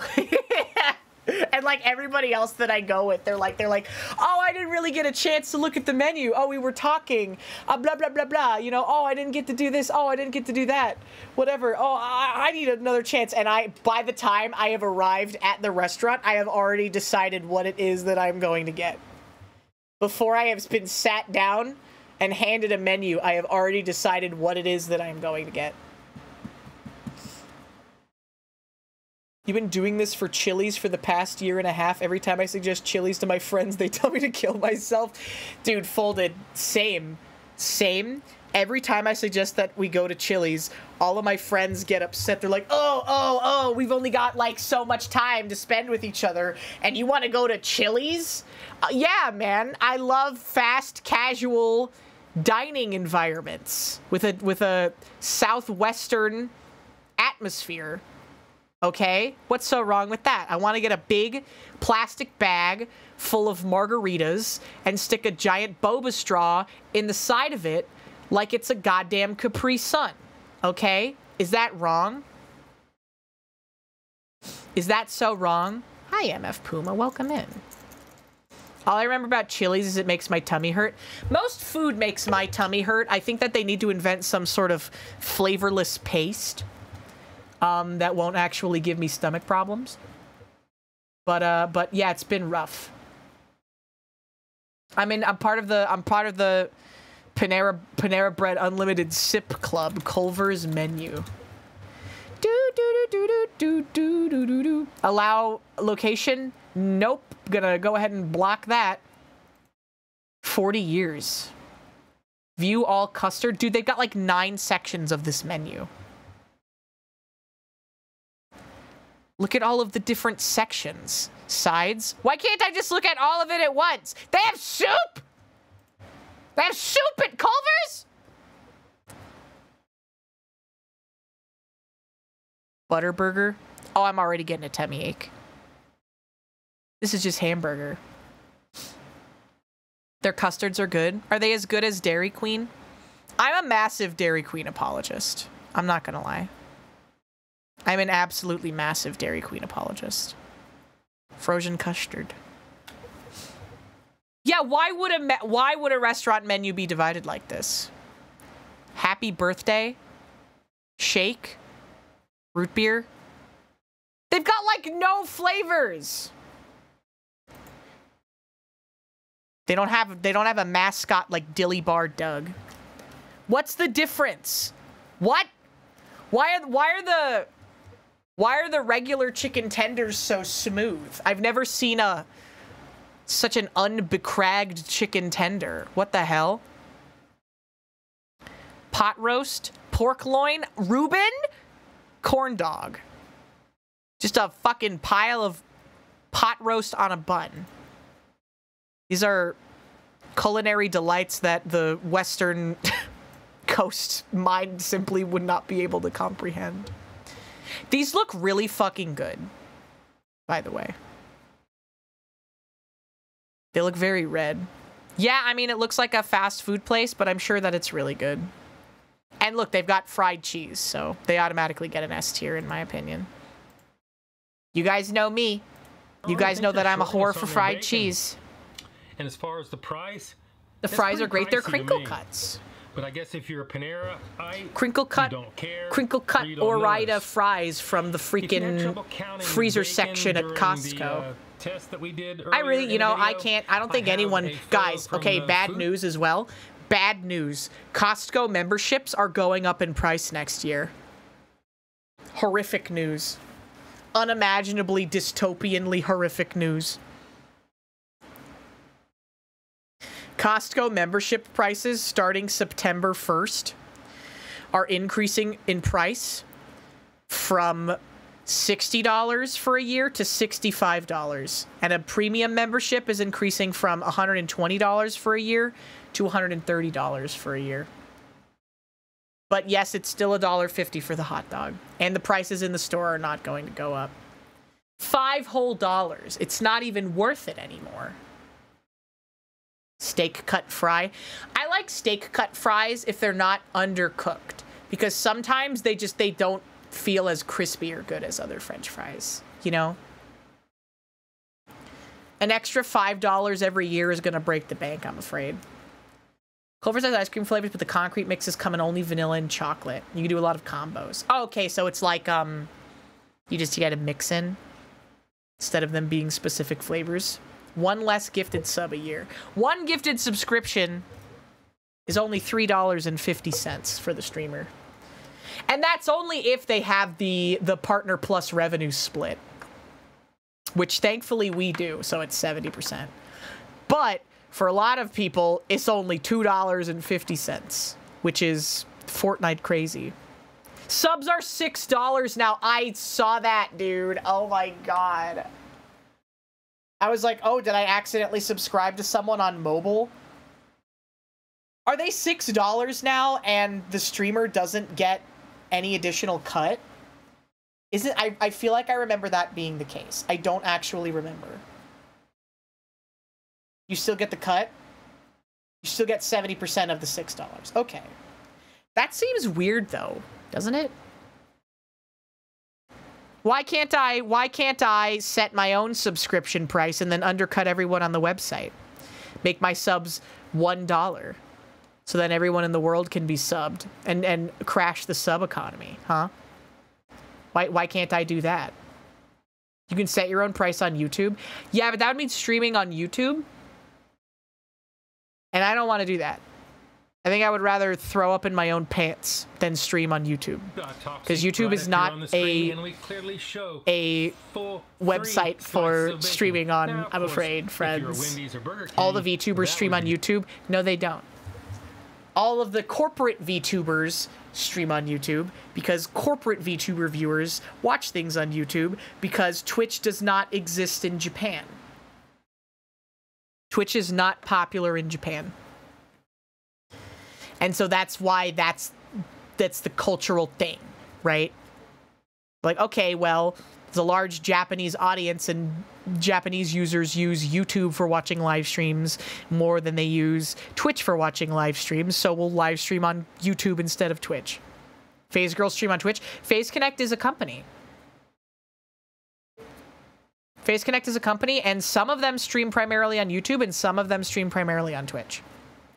And even then, they do both. Pippa streams on YouTube and Twitch. I don't know. Does Lumi? I have only ever seen Lumi stream on Twitch. I do not know if I have seen Lumi stream on YouTube before. And Tenma I've only seen on Twitch, but also maybe she does stream on YouTube as well. Both. Lumi does YouTube as well. I mostly just watch her Twitch streams. But I mean, I'm going to be real.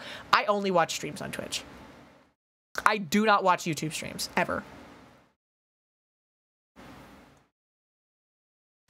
Tenma does both. Yeah. She was streaming on YouTube the other day.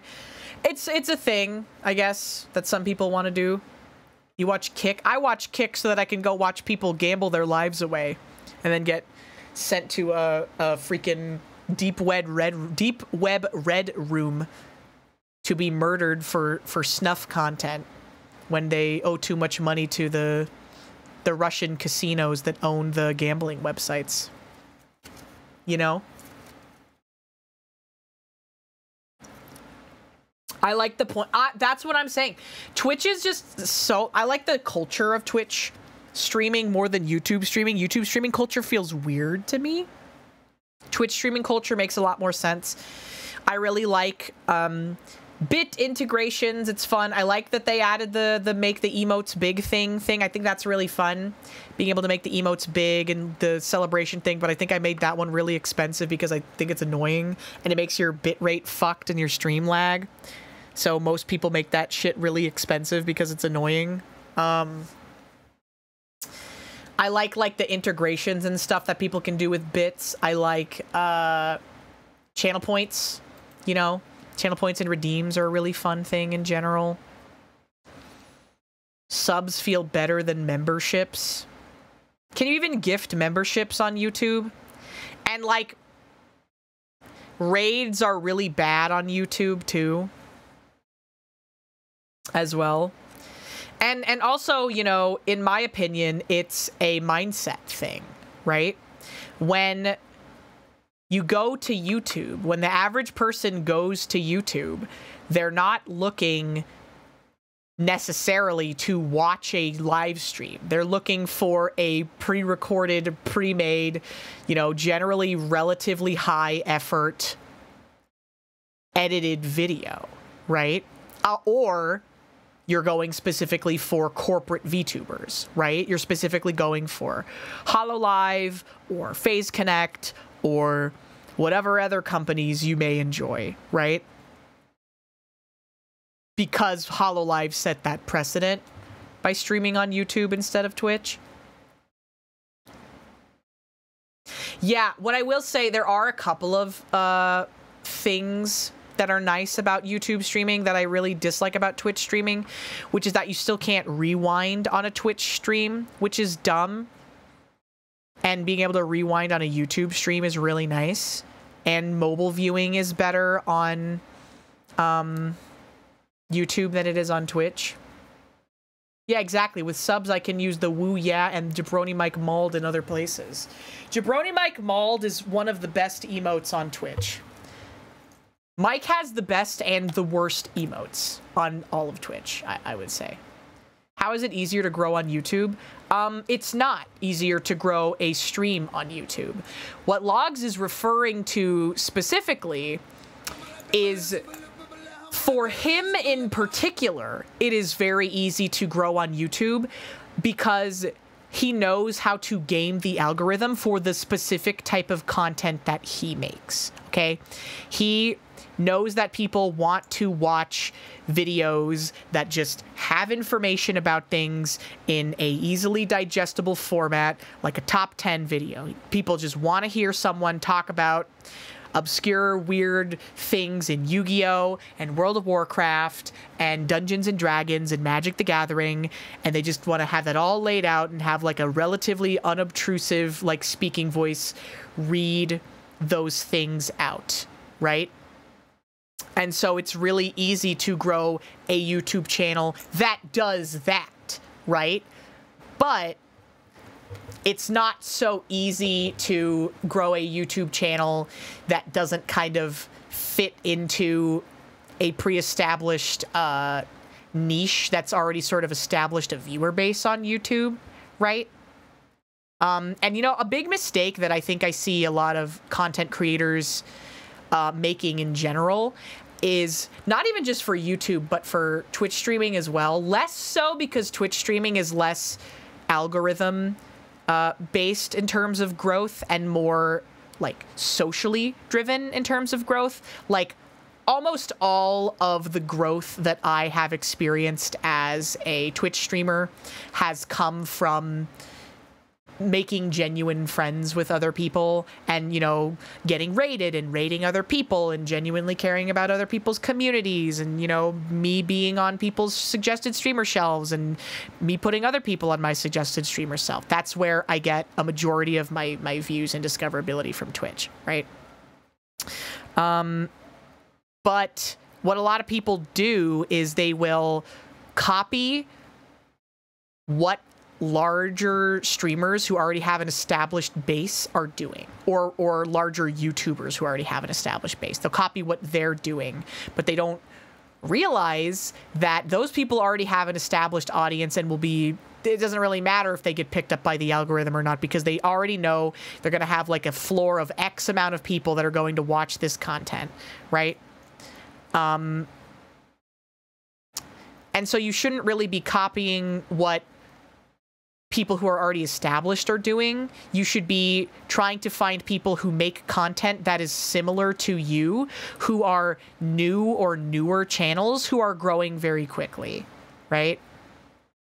But in a lot of cases, that's a really difficult thing to find, particularly when it comes to like turning your stream content into YouTube content, right? Should make a guide on networking. Okay, here's my networking guide. Be a nice person and interact with other content creators in the space that you genuinely enjoy the content of. And don't be afraid to reach out to people. And be the one to send the message first. Because everybody's got their own shit going on. Everyone's got their own life going on, brother. I'm gonna be real, I can't even get a response from my own family a lot of the time. I'm always the one that sends the messages first. And yeah, I know they got life going on. Doesn't mean my mom doesn't love me anymore. Doesn't mean my dad doesn't love me anymore, okay? It just means that they got shit going on in their lives. All right, so if someone doesn't respond to you, it doesn't mean that they hate you. And if they do hate you, why would you care about what they think about you anyways? All right? If they do dislike you and they're like, ugh, gross, why would this person DM me? Oh, I don't want to talk to them. Why would you want to talk to them anyways? You should disregard their opinion if that's their reaction to you trying to make a genuine connection with somebody. All right? It really is that simple. Yeah, if they don't respond, just keep sending them messages. Keep going, please, please, please, please, please, please, please, please, please, please, please, please, please, please, please, please, please, over and over and over again until they do, you know? Every time. It works every time, dude. Please, please, please, please, please, please, please, please, please. Tech Priest Khan, thank you for the resub for 41 months. Holy shit. That's a long time, brother. That's almost as long as they get. Sheesh, welcome back. Please, please, please, please, please, please. 7 months until 4 years. That's what I'm saying. That's what I'm saying. Well, my first ever, what is it? My first ever affiliate stream was in December of 2020. I got Twitch affiliate in December of 2020. So hypothetically, what would the max be that someone could have right now if they subscribed to me in December and never unsubbed? Streamer Abby! Streamer play Abby! Streamer Abby. Yeah, if they don't respond, send them videos of dial-up sounds. Exactly. But it is also... It is, I mean... For me, it's easy because I reach out to people who I think are, like, funny and fun and interesting, who I think I would get along really well with, right? I do feel bad sometimes, though, and I am sort of breaking this habit, which is good. But, I do feel bad because sometimes I can get really, content brain and be like, oh, fuck. You know, I can't interact with people unless it's in the context of wanting to do a stream together or something. And that's not necessarily a bad thing. And Boone put it this way, and it is really true, where it's like, when you are a streamer and a majority of your friends are also streamers, almost the only time that you know someone is free and available to talk or hang out is when they're streaming, which is like so true, right? So it makes sense that streamers primarily hang out with each other on stream, right? Because you're like, oh, well, I know you stream these, you know, times, so that means that you're available to, like, play a game or whatever, because you're just playing a game on stream, so you can play a game with me, right? 100-month streaks somewhere else you hardly watch anymore. Yeah, once you reach that point, Prime Pineapple, it kind of feels like you have to lock in. You can never unsub, because you're like, well, fuck, I got a 100-month streak. If I unsub, then the world's gonna end. I'm Atlas keeping the earth up right now. Harley2123, thank you so much for the resub. Welcome back for 14 months. I really appreciate it. Thank you, thank you. You can't interact with people, period. You get too socially anxious to go into any bars. Bars aren't how you meet people. Bars are... I guess there's, like, some hookup culture in, like, places like California. But a lot of the people that go to bars, particularly in the place where I live, it's already just like a pre-established friend group that just goes together, right? The way that you make friends is, like, get a hobby and then, like, find a club or group that meets up regularly to do that hobby. Yeah, you gotta do an activity, man. You didn't want to make friends, you just wanted to get drunk. I get drunk in my house by myself all the time. Yeah, you got to get a breakfast club. You know what, chat? None of you are going to like this. 0% of you in chat are going to like this suggestion. And the most fucked up thing is that it would totally work, but you're not going to do it. If you want a sense of community, if you want to start making friends, local friends, you know, people who care and are interested and who will do things with you, you got to start going to church, okay? It meets every Sunday, okay? Large demographic of people that go to church, all right? Lots of different people, all shapes and sizes and creeds and such. I told you wouldn't like it. Which church? Whatever church you want. Just start going. There but for the grace of God go I, you fucking bitches. The dual logs, thank you for the 100 bits. By the grace of God, you finally said something real. God bless. Thank you. Thank you. I'm starting the wave of getting people back into church. That's America only? You can probably find a church somewhere. No. Can I get a brunch group? The church or breakfast? You know what, Prime Pineapple? I had a breakfast group when I went to church. That is how I got a breakfast group, is by going to church. Because you'd go to church every Sunday, and then after church, you would go get breakfast from a diner. You go get a pancake breakfast. Or, okay, there's another thing you can do, which is join this thing called the men's group. It's literally just called the men's group, okay? And yes, there's only going to be men there. But if you don't have any woman friends, if you make man friends, then they might know a woman, all right? They can set you up with their sisters, their mothers, their cousins. They might know a woman that's not related to you, okay? So you can't go wrong. You know, you might even be able to fuck someone's wife. You might get to be the cuck for a while, you know? I disagree with institutionalized religion. I would say in large part I disagree with institutionalized religion, but there are some genuinely very nice church communities.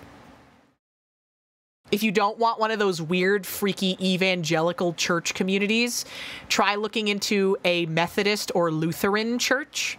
Those are the ones that are not like evangelical Christian hellfire and rain. It focuses mostly on the New Testament stuff. You know? Yeah, Lutherans sing the fun songs. That's what I'm saying. See, Saber's on my side. Saber wants to go to church. Evangelicals are fucking crazy. You guys should join the Church of Jesus Christ of Latter-day Saints, okay? And then you can have 3 wives. And you could start frauding. Wait, no, that's not what they do. What do they do? Soaking? That's different. It's different. It's different. Those are the guys who invented Yaqub. No, I think that's the Nation of Islam. Right? Church of the Flying Spaghetti Monster. If you want to meet a bunch of Redditors, then yes, that's the church you should go to.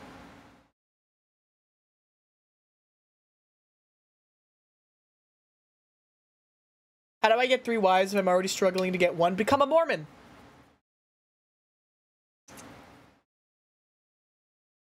What about going to the Church of Satan? If you want to start dating Onyx the Fortuitous, then yes, go to the Church of Satan. That is what you should do. Notice me, Senpai. Notice me. Yeah, he's kind of cool. He gets a they them partner in the movie too. You know, good for him. Good for they them.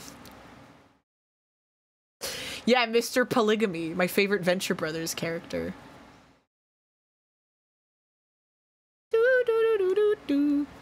Restart Heaven's Gate.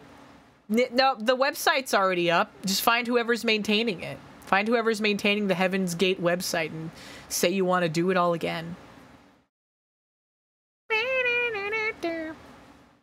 How do I become Brock Venture? You gotta start working out a lot and being confident and sexy. You could probably at least become post time skip 21. And I'm gonna be real dog, would. 100%. I don't know if Brock Sampson is rich. I think he's pretty explicitly not rich. Get an Adidas sponsorship. Yeah, go to the Korean Jesus church with the big buff Jesus Christ out front. How do you become Rusty Venture? Be the worst person ever and experience a lot of childhood trauma. You're only a year away? What do you mean a year away from being considered attractive? 30? Oh, okay. It's just the age that makes people attractive now?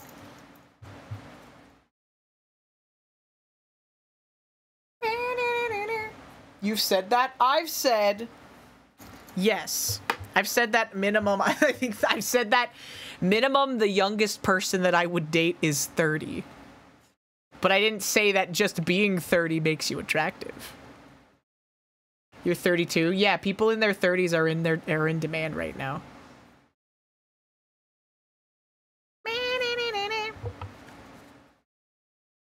Who's the youngest person you would fight?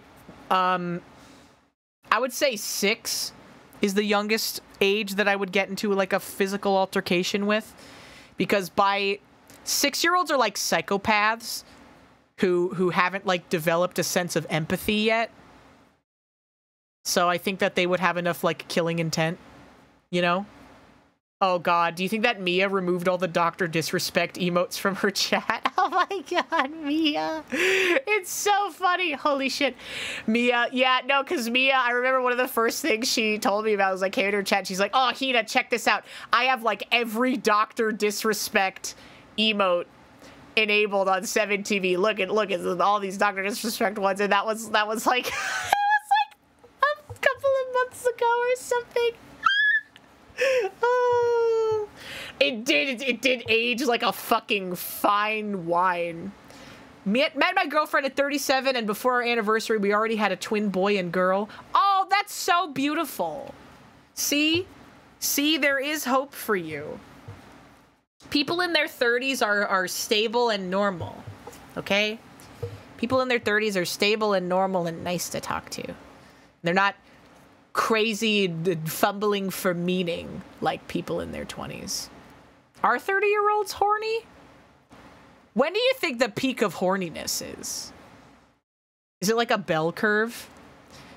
Are there any older people in the chat that can tell us if you get less horny as you're older? Like anyone who's like 36 plus, 35 plus. Would you say now you're less horny than when you were like 20? As a 30-year-old, yes. 35 and yes. Horny is a state of being. I'm 37 and I feel like I'm less horny than I used to be. Old men are horny, are they? I'm declining in horniness as I age. 40 and not yet. As I get older, I get more horny? There's no way. There's no way. It gets crazy. Yeah, does testosterone declines with age? So you get less horny. Why don't I care about STDs myself? That's false constraints, yes.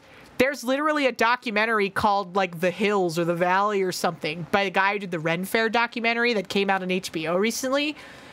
That's just about, like, horny people. People who are horny and old and, like, the swinger clubs that they have. And it's real. Is that episode of King of the Hill where Hank's parents become swingers and he can't deal with it? That's real. That's real, man. Like, fuck it. Currently working on my Warlock subclass. Congratulations. I hope that you unlock a 3rd level spell soon. Testosterone, but your penis doesn't. Does testosterone determine sex drive? Is that how that works? I'm horny for stability and happiness. So true. Testosterone does it? Testosterone does or doesn't? A lot of things determine sex drive. I got less horny as I found more things in my life that I could focus on. As I became a more rich and well-rounded individual, I learned that there is more to life than simply being horny. Wow, that's beautiful. That's actually so wonderful. Definitely contributes, but it does not determine it. Does testosterone is what makes your penis hard? Is there a chemical that your brain has to send to make your penis hard? That's the cum? I know that that's not true. It's blood? I know it's blood, but like, how does it know to do that? Though. How does the penis know to get hard? It just knows. Brain chemicals. Pee is stored in the balls. Did you miss sex ed? Yes. Can you guys tell that I think I got my GED when I was like... Oh gosh, I got my GED when I was like 13 or 14. And I missed a lot. I missed a lot of social development. I don't know. Did you graduate? Yes. I graduated high school and college. So you have a PhD? I was working on a PhD before I dropped out of my doctorate program. That's where the gaps in knowledge begin. Yes. About very basic and seemingly strange and random things. Yes. American sex ed is dog shit. Okay? Pee is where the balls are stored. Why does it feel good when someone touches your prostate? Why did they put it inside of the butthole? Why did God put it there?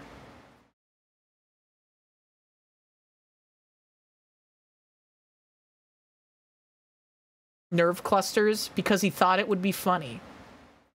To make pooping fun. That's good. He wants you to get freaky? Okay, okay. For gay people, that's also true. Do you think that it would be harder to be a gay person if the prostate wasn't in the butthole? No? Where would it be? I don't know. Like the forehead? Somewhere? Back of the knee? Yeah, wherever. A little bit, but not that much harder. What do you mean, what? I don't know. That sounds like Star Trek.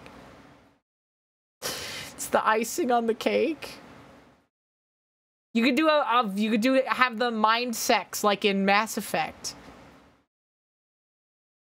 Right? With the blue people, the Asari.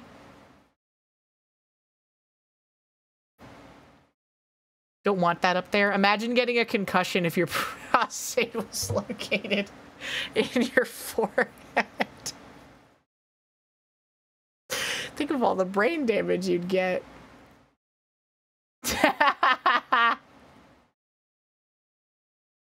The cum-cushion. I'm not that cooked. I'm only a little cooked. I'm cooked in a way that's endearing. Okay? Yeah, put on the helmet from Demolition Man. I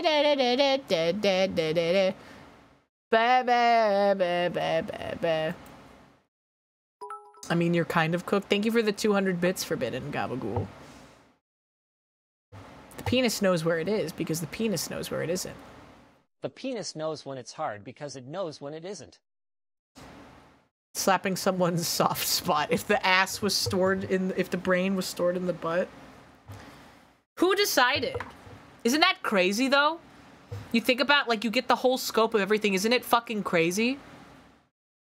That this exists. That I exist. That you exist.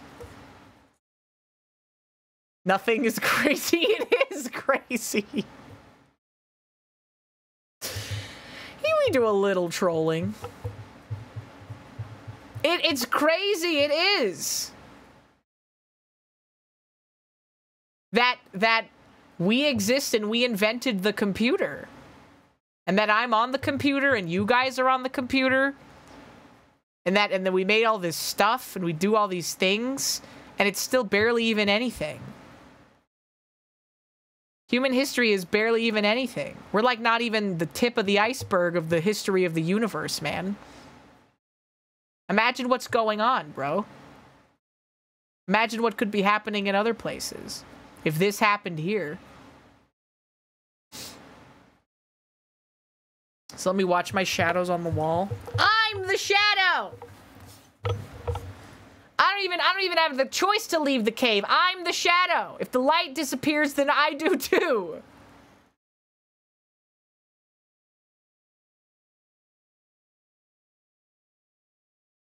I just want to see shit. That's what I'm saying, Hunter. I don't want to die ever either. I want to live forever. But maybe if you live forever, then life wouldn't be special anymore. There's that one episode of the X-Files, and a guy says that. You know? He lives forever, and all he ever... He's that guy who lives forever, and he dreams about other people dying. And then it happens.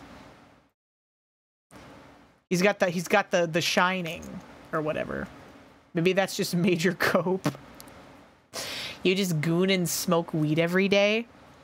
If I could live forever, I would just be so stressed about how I was going to pay rent forever, you know? Doesn't that sound awful? I don't want to have to keep pushing that boulder up the hill forever.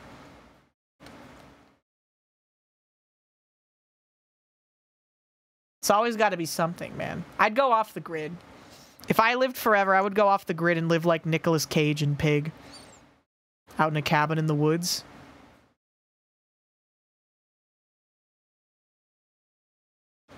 Yeah, I would love to be a ghost, too. If you could become a ghost when you die, I would love to be a ghost. I would love to haunt someone. Or something. And just troll people. That'd be cool. How hungry a human could get. I'd be a ghost. You should haunt Boone. That would be really funny. Well, you can't haunt one specific person, right? Because then what happens when they die? Do you think that if you got haunted by a ghost when you died, would you be angry at the ghost that haunted you in your life? Would you get into a fight? Would you get into a fight with that ghost? All right, motherfucker, I'm here now. Time to square up.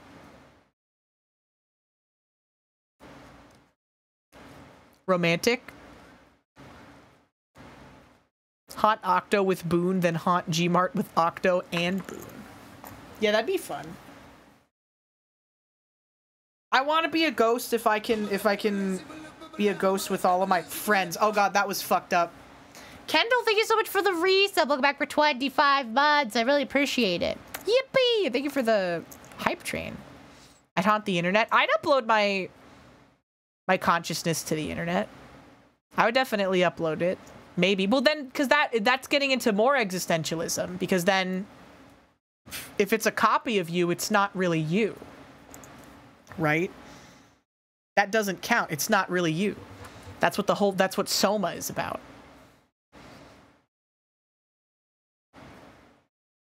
I would be Ghost Trick. I would be Ghost Trick. I would help people and solve puzzles by being a ghost and doing ghost things if I was a ghost.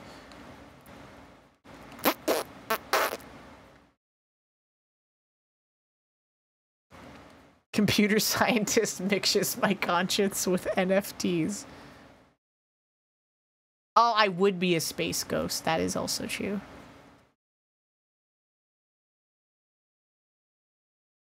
Had brain transplant testing in underdeveloped countries so I could live forever. Hunter, that's what they're doing now.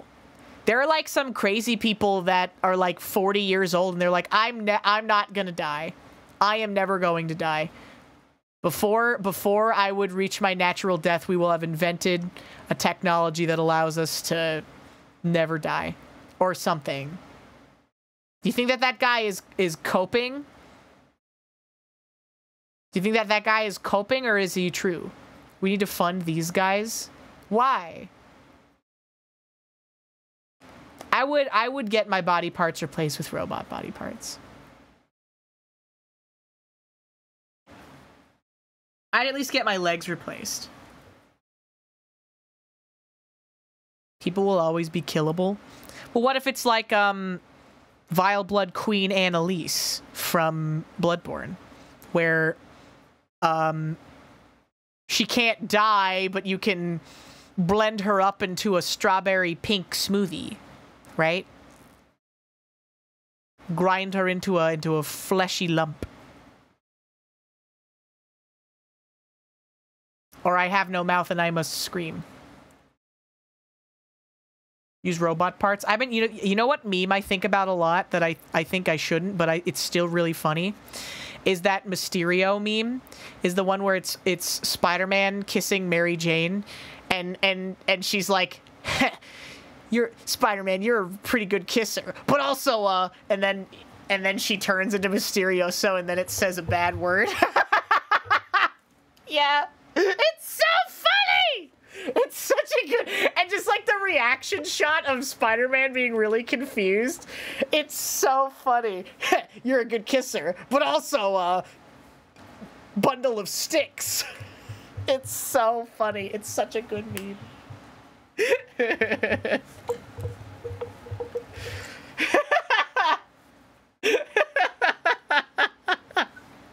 Welcome to HinaBoBina's Twitch channel. I don't know what to do, 3. Thank you for the follow. I'm gay. Yeah. You're gay, so it's legally allowed to be funnies. Mysterio freaking doxed Spider-Man in the Marvel Cinematic Universe.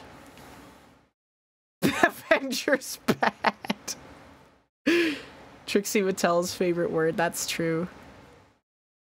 Yeah, you're a good kisser, Spider-Man. What? Let's look through some of my bookmarks. I'm gonna look through my Twitter bookmarks and I'm gonna find a good one. What is this?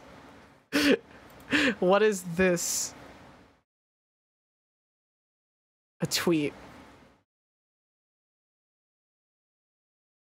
You missed that one. Try another. Where is it? Family Guy funny moments? Why did they make bookmarks so dog shit? I want this one specific tweet. I don't want it on the side. There we go. Here. This is a Twitter account called GIFs But Slightly Faster. The fuck? Yeah, man, you're on Tuesday. License and registration.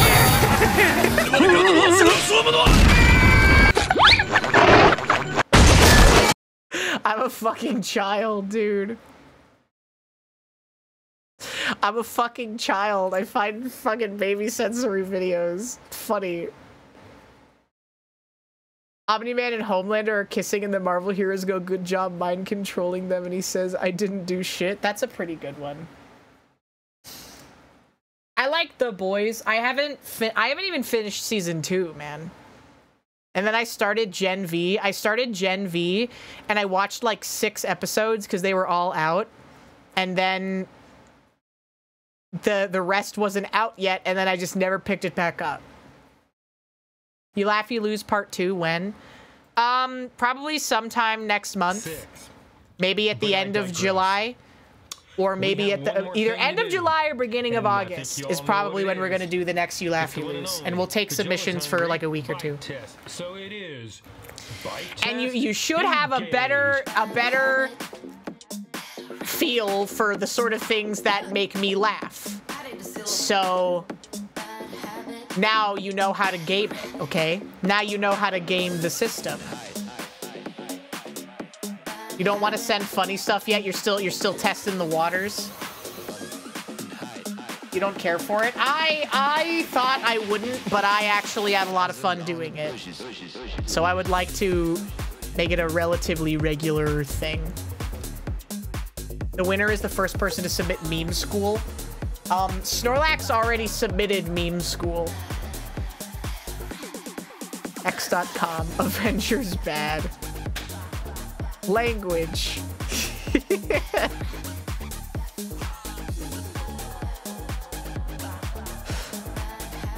Epic gaming reference.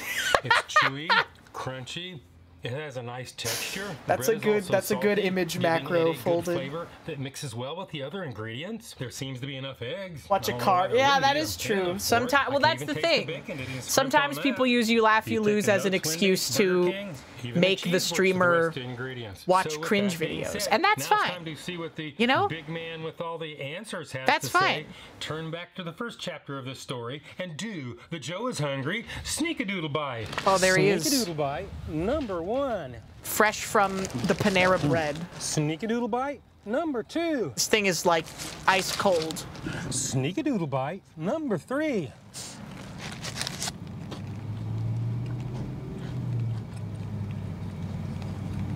Hey, Shadow, hey, what you thinking? This gonna make the cut? People will really want to know. Just hold on, Joe Prime. No way. I'm getting to it. It's not a war crime, it's a good post. All right? Excuse me, I'll stay in my lane. Thank you. Sorry. It is cheesy. It was hot. I like the texture of the bread. It's sort of tough and crunchy. I can actually taste the bacon. It seems to have a little bit of crisp about it. There seems to be an ample amount of Does he eggs. like it more? He's got a crush on Shadow Joe. And it has a buttery Hi, Octo. hue about it. How are you doing? I haven't even said anything yet. So I guess it's time to give this thing a score if you don't know my I haven't even said or done anything yet. All we've talked about this stream is how does penis get hard. And almost never cheap. You're still sick? Well, that's what you get for going out and doing things, Octo. Have you considered developing a hikikomori lifestyle like the rest of us? It truly deserves.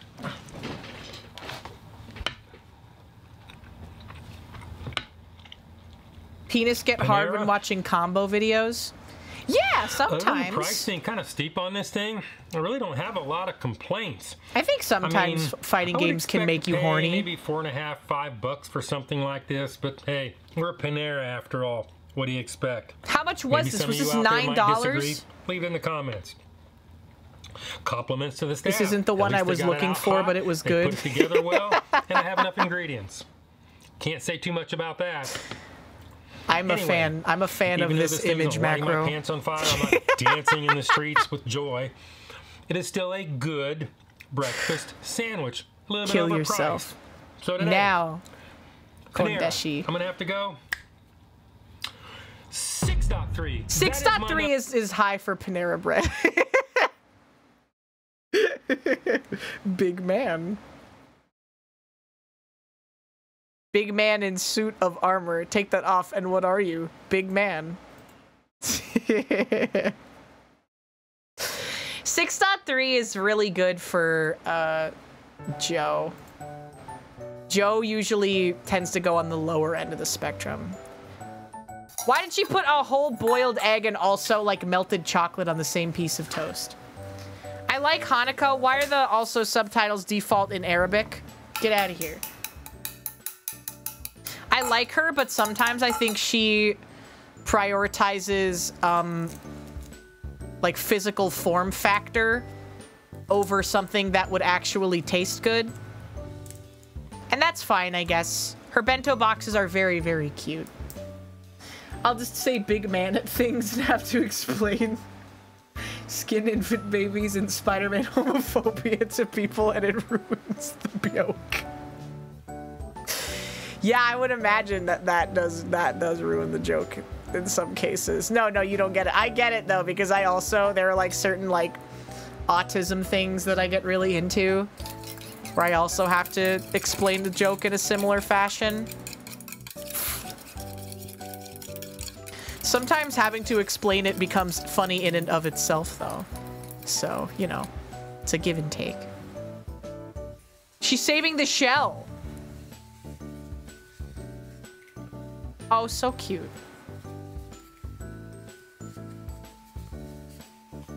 So ingenuitous. Yeah, I love Bjork. Bjork is the name of Space Ghost's wife, you know?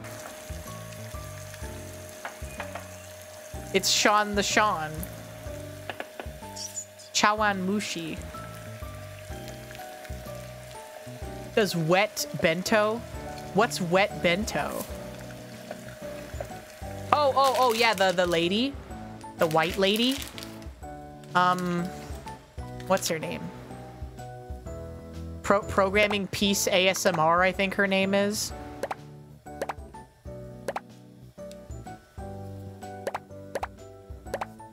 Lady who never properly wipes down her bento boxes and fills entire compartments with just fruit.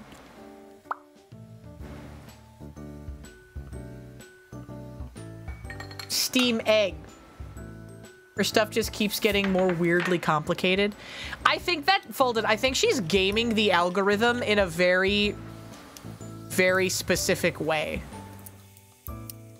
Cause like those TikTok people, they got famous because they learned how to game the algorithm by like doing rage bait content. Because they're like, okay, well, the video gets promoted the more that people interact with it. So if we intentionally do things bad or wrong, then people will comment and interact with it and tell us that we are bad or wrong.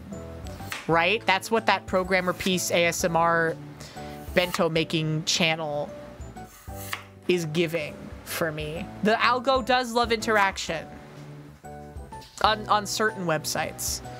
Some websites have said that they are trying to or do deprioritize specifically rage content, like rage bait content. But I don't really believe them. Also, GOM27, thank you for the follow. Welcome in. Yes, monetization on TikTok is really weird.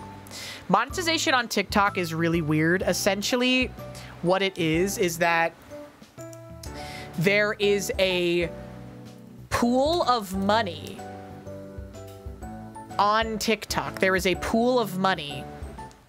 And if you qualify for monetization on TikTok, everybody gets the same split of the pool, I believe, is the way that it works. Which is weird, right? So then a lot of people that get famous on TikTok will either try to make money from having like an Amazon affiliate link or selling things through the TikTok shop, or bringing their audience over to another platform that is more easily monetized, like YouTube or Twitch or whatever, right? Is it really how big is the pool? I guess if it's like running ads on, you know, the biggest and the smallest creators that qualify for monetization. I wonder what the cut is. Someone has to know, right? Like, even if the pool is really big, how many people qualify? How big is the pool? How many people qualify? And so then what would the cut per person be? Blueberry cream cheese and banana blueberry mixed cream cheese. Steamed egg with sweets. I think that she did that one specifically for the form factor and not so much for the flavor. 55%. No. The way that TikTok does it is there's a big pool of money, and everyone who qualifies for monetization gets the same cut from the pool, right? $1 billion per year. How is TikTok making that much money? Is TikTok, is it still gonna get banned? Or was that a bad dream that I had? Or was that a good dream that I had?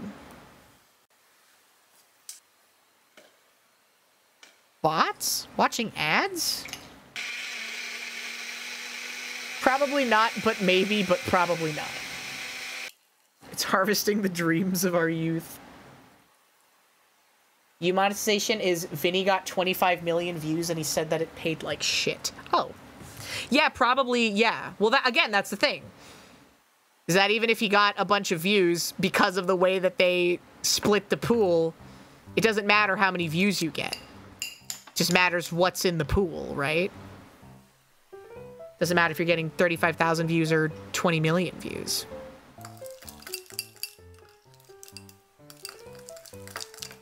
But yeah, I've heard that you don't really make shit on TikTok.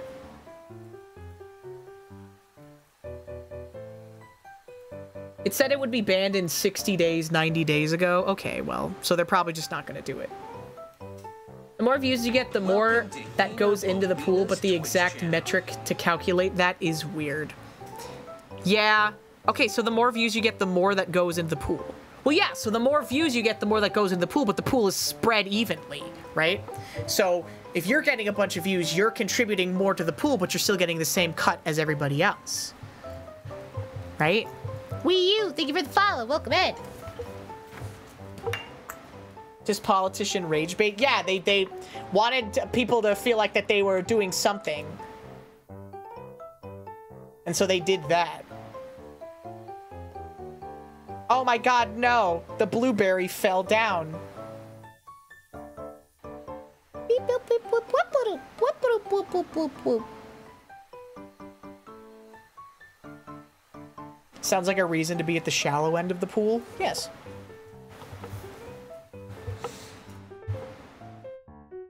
Yes. I mean,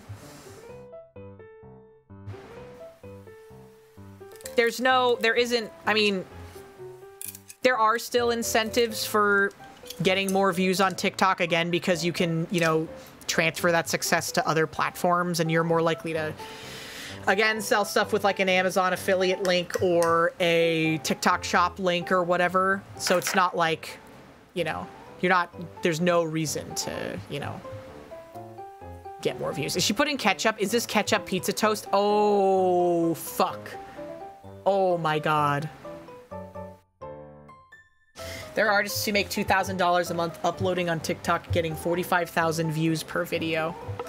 And people who make prank videos with 2 million views that make $40. It's weighted interestingly hard for original content. Huh.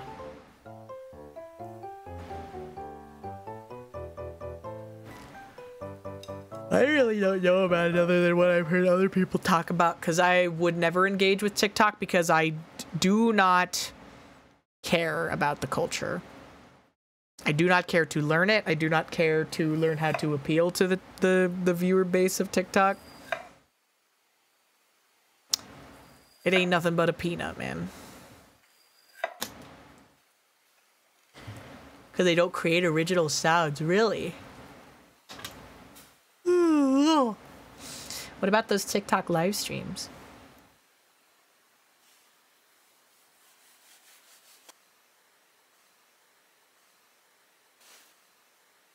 She's making another 4-segmented toast. She's putting cheese slices. She's putting processed cheese slices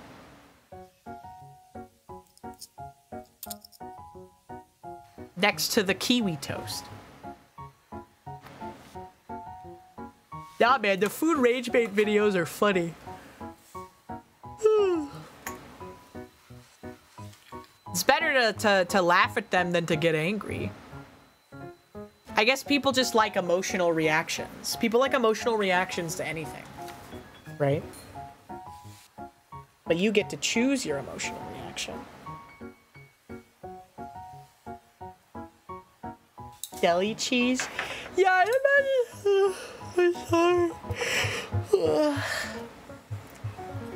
Sorry, I'm so tired today.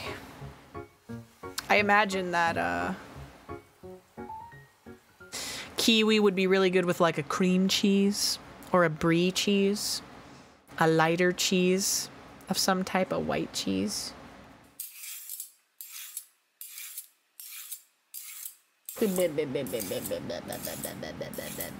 Sharp Americano. Hey, baby. I'm locking out. We'll play Resident Evil tomorrow. We're swapping the schedule, boys. We already had to swap. Our voice wasn't feeling good today. Honestly, I probably would have canceled if I hadn't already announced my stream, because my voice is also feeling very weak. My throat and my voice are feeling very weak. Probably because on my 2 days off, instead of actually resting, I was going out and having fun with friends and hanging out, which was great and awesome, and I do not regret it at all, and I can't wait to do it again, but not exactly great for resting your voice. Not for your voice, though. It's not voice rest, because you're talking all day. You're talking all day. You're screaming. What is baby food but slightly thicker soup? I am become Eepy, destroyer of beds. Hey, Mambo Italiano. Good night, Joaquin. Have a good sleep. Have a good Eepert. Dan Google Clavio. Dan, you're a VTuber too. Dan Google.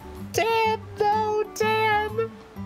Oh my god, dude. I can't even fucking imagine, bro. Oh my god, it's so funny.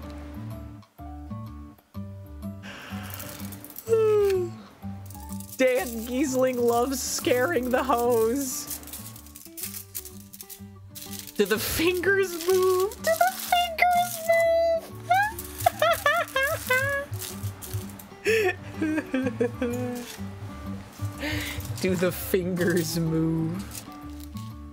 Sometimes the fingers move, but usually only for 3D models.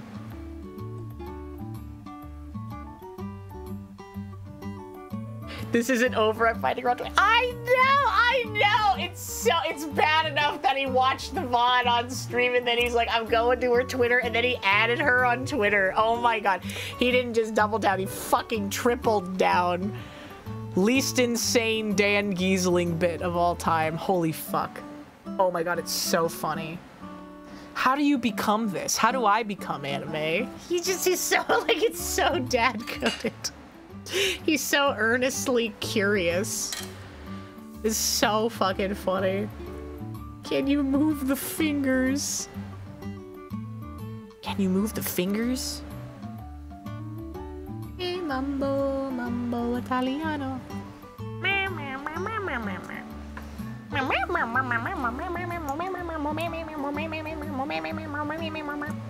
What phone stand do I use?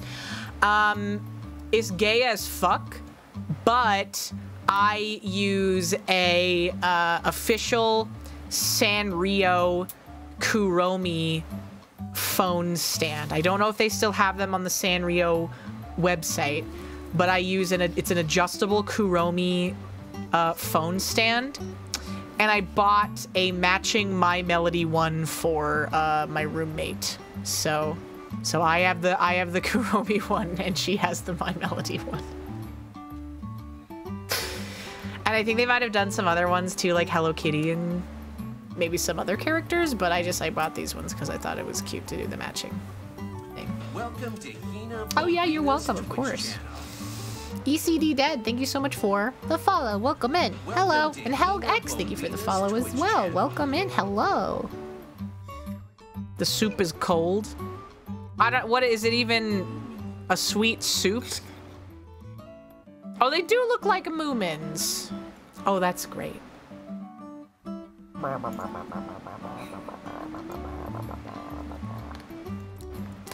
Gazpacho. Why? She liked it. Hi, Plugged Fid. Welcome in.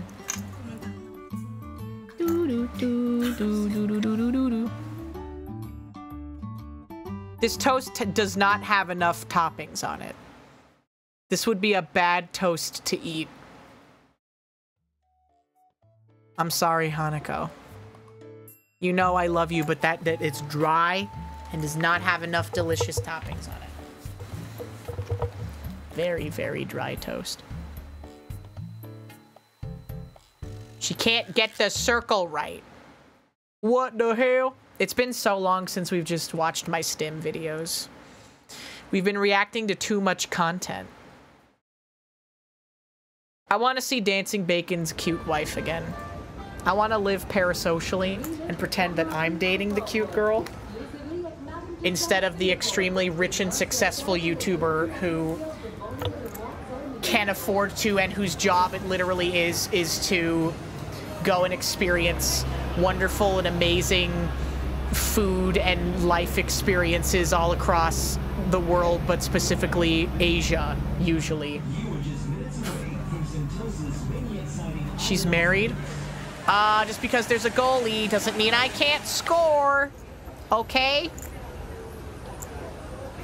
It's a very sweet gig. If I could trade lives with one person, it would be Dancing Bacon's. I wouldn't even want to be his wife. I would want to be him, so that I could be married to his wife. Wouldn't that be awesome? What game is this? It's walking around simulator in Singapore. It's Singapore Simulator.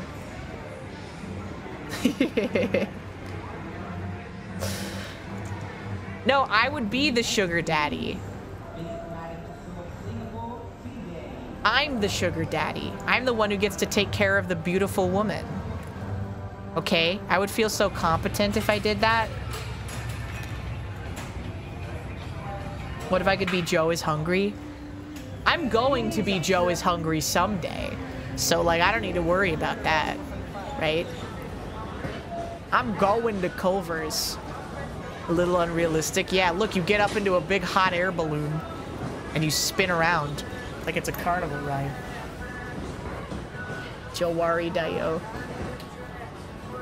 I would do it. I don't know. I don't know if I would be a good reviewer. You know what made me feel like, disproportionately really good about myself? And I promise you that this is how it went. But, and people can attest. The people that I saw Longlegs with can attest that this is exactly the way that I felt. But I saw Longlegs, and after I saw it, I talked about it with my friends. And everything that I said that I liked about the movie was exactly what Mike Stoklasa and Jay Bauman said they liked about the movie. So I felt when I watched them do their half in the bag on it, I'm like, bro, I got my freaking media literacy gold star today, dude. Vindication. I did. And they know, like, so much about movies. They know so many things. And I've only seen one movie. And that was Boogie Nights 2. So I think that I should be proud of myself. Yeah. I would be genuinely afraid to do any sort of content with Red Letter Media because they're my Oshis. I love them and I respect their opinion on movies and the way that they make content so much. I kind of consider them like a tier apart from almost any other like content creator on the internet. Like the production value and just like how funny they are and how knowledgeable they are about movies. I would genuinely be afraid. I'd be like, oh my God, I'm not funny at all. I can't be funny. There's no way. Like I'm not smart enough. I'm not making good observations. And they can't have women on their show because their viewers are misogynists or whatever. There was that one lady who was on like in the earlier episodes of Best of the Worst, but like I think she just said she didn't want to be on them anymore because people were so horrible to her. They're like, she's the worst panel member. I always skip every episode that has her in it. You know, just shit like that, right? That sucked. That sucked real bad. They should try. Isn't it weird? Like, yeah, Wild 7 is a long time ago. The really early episodes of Best of the Worst were there was a woman who was a panel member occasionally. Josh is cleared the worst. No, he is not. None of them are the worst. None of them are the worst panel member. And they learned very early on as well, which is good. They learned very early on that for the panel, either Mike or Rich needs to be on the panel, okay? If Mike or Rich Evans are not on the panel, I'm not watching, okay? I don't care who else is on the panel. I need at least Mike or Rich, preferably both of them on the panel at the same time, okay? Preferably, you obviously always want to have Mike Stoklasa and Rich Evans, but you gotta have at least one. And I don't think that there's been a single Best of the Worst episode past a certain date that did not have one of at least Mike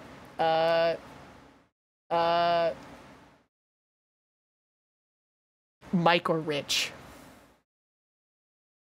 Yeah, Hina was the worst. That was me. I was the worst panel member.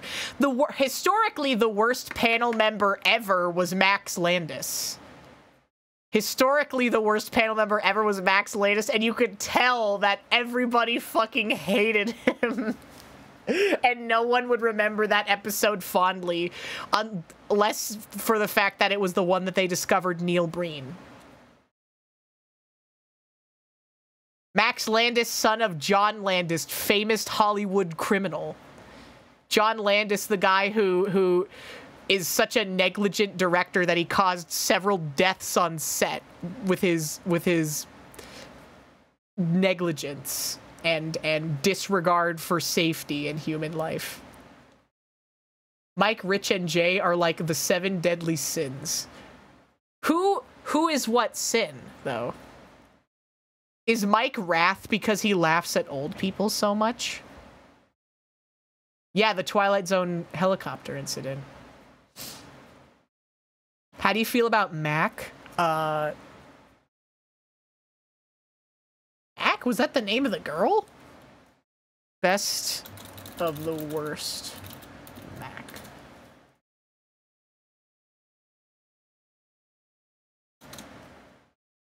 No, this is MacBooks. Okay, that's okay. Red Letter Media Mac. Oh, Macaulay Culkin. Duh. Why am I so dumb?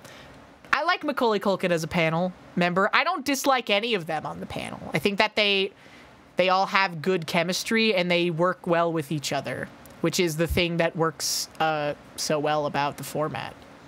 It isn't just the format of people talking about movies. Anyone can do that. But the fact that they've all been friends for a really long time and have a lot of really great chemistry with each other, particularly Mike and Rich, which is why they are the best panel members. And because they have so much knowledge about movies and like the process of filmmaking, despite the fact that they are unable to make a good movie themselves, which is really funny. Jay is lust and gluttony and pride. Yeah, that's true. That is true. Mike is wrath and envy. Gluttony is a perfect way to describe Jay too. I miss Josh.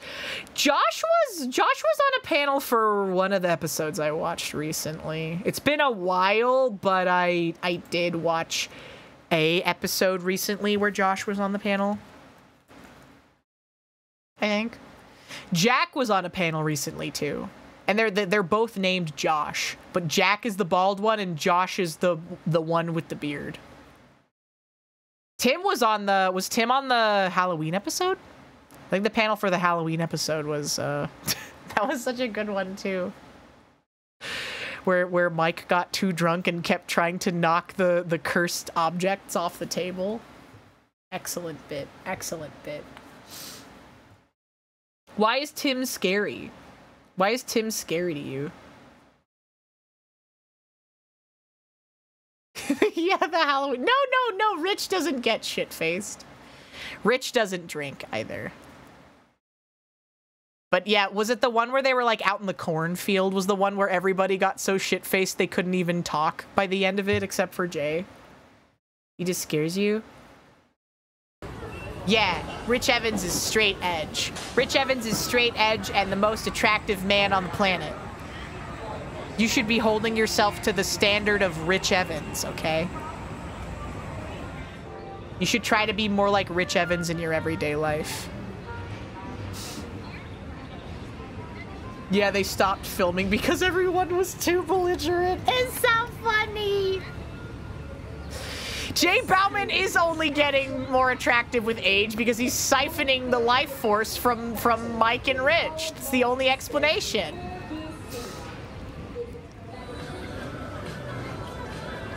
Jay killed a cat when? Every episode is everybody but Rich Evans getting too drunk to talk, isn't it? If you really think about it.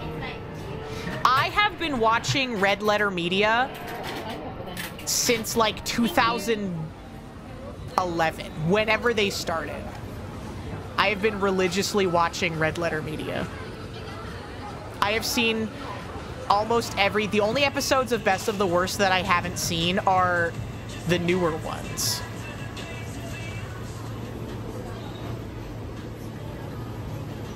Because I haven't caught up yet.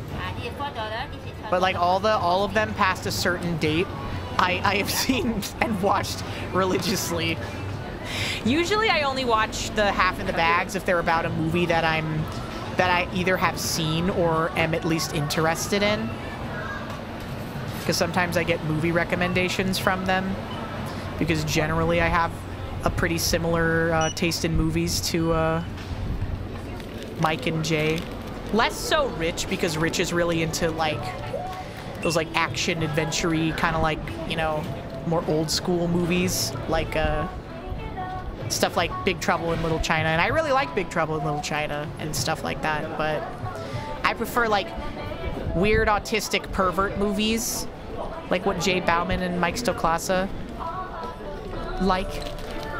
Yeah, Rich is a gamer, so he's not within the graces of God.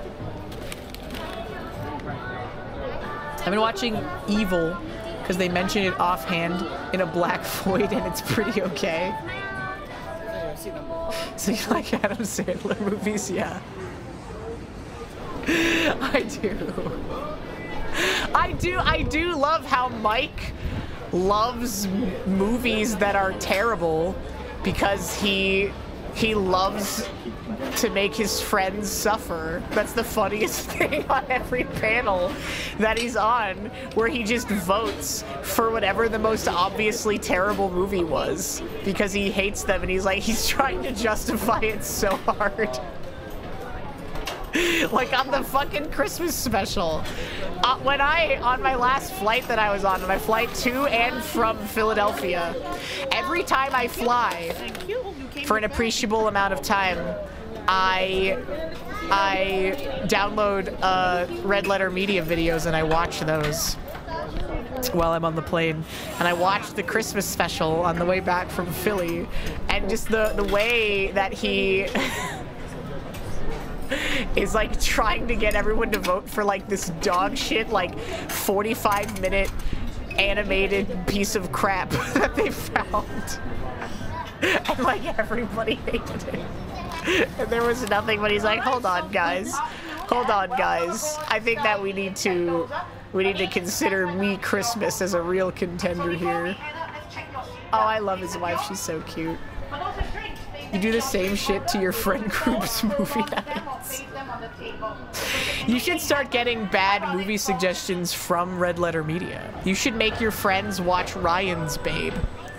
You should get a Blu-ray of Ryan's Babe and make your real friends watch it. Because that would be so funny. I made the Discord watch Ryan's Babe. Ryan's Babe is awesome. It's a movie where things just happen in it. Like over and over and over and over again. Yeah, the dog shit CG movies that say they're 67 minutes long, but it's only like 15 minutes of original animation, and then the rest is like public domain cartoons. You made real people pay money to watch Hard Ticket to Hawaii.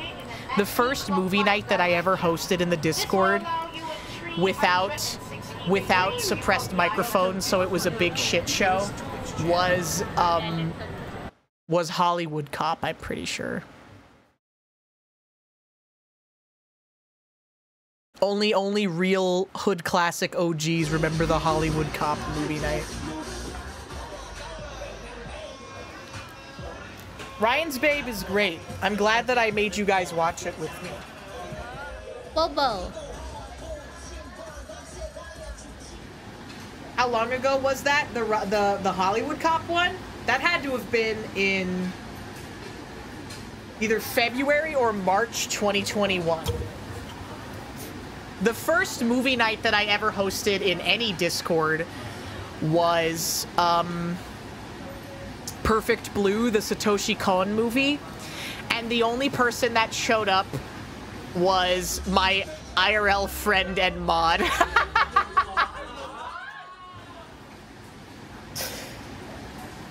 So that was cool. Cardboard Hot Pot. That one was probably in like November or December 2020, honestly. That was a really early movie night.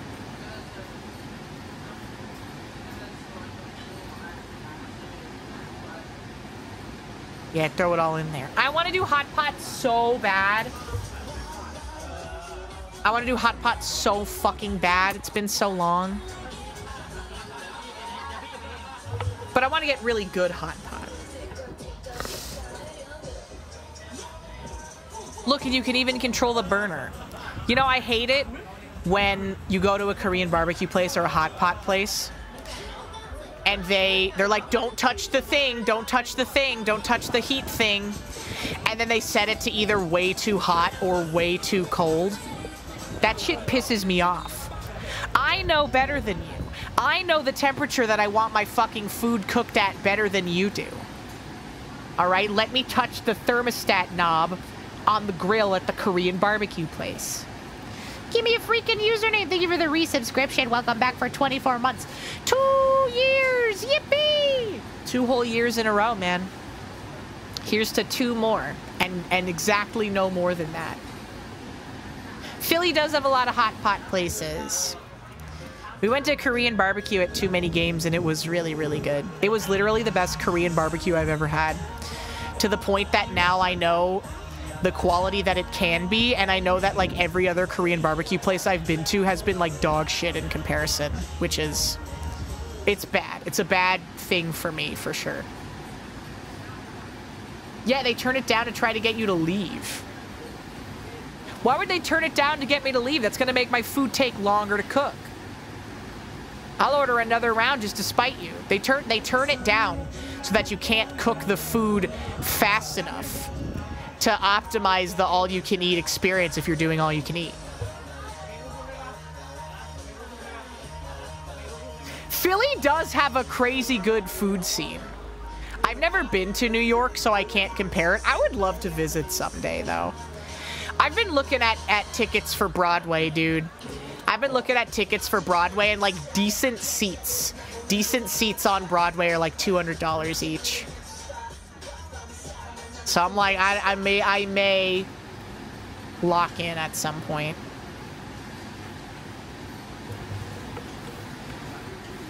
I may lock into a trip to New York City at some point because I've never been.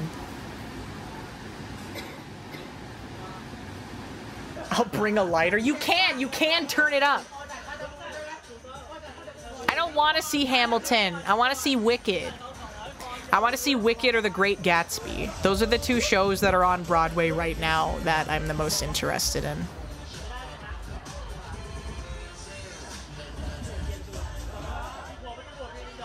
Somebody gets so full they get sick and they leave. Unless you're like a fucking crazy person like me and you go to Korean barbecue and hot pot and you go to win. You play to win. When I went to that Korean barbecue place in Philly, I was playing to win. I did not have anything besides meat. I only had the meat and only the premium cuts. Okay? I did not have a single banchan. I did not have any rice. All I got was meat. And because I had to win financially.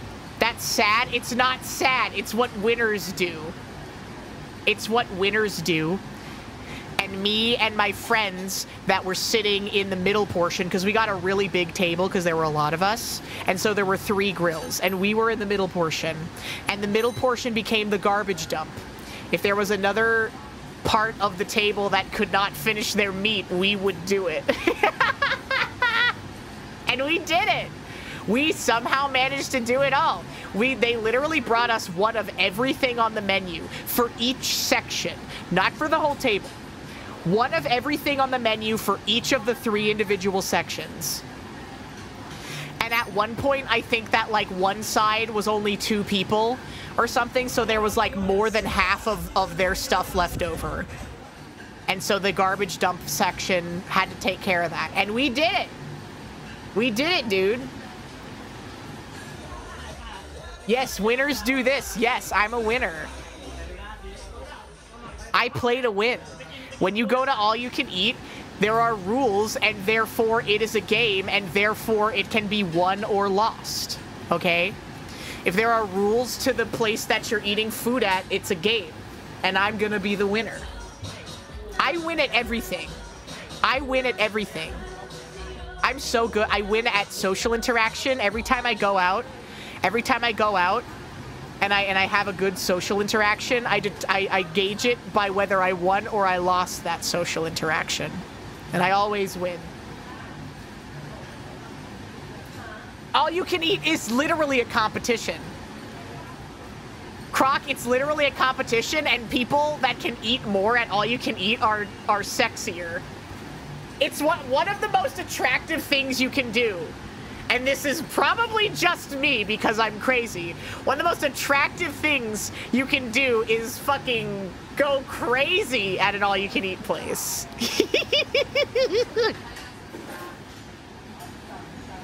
It is! It is!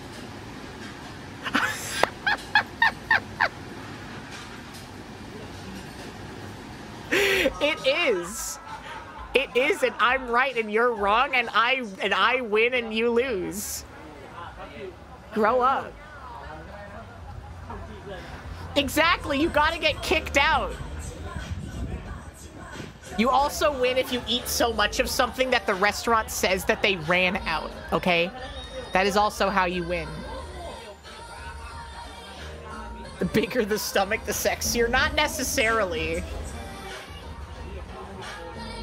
Not necessarily, but I don't mind tummy. I like a good tummy. If I had to choose between someone that was extremely skinny or chubby, I would probably choose chubby. Is what I will say. But everything has a limit, you know. International buffet. Yes. Italian spotted. Yeah, so true. So true. So true.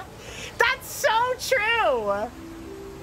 It's because I'm 65% Italian.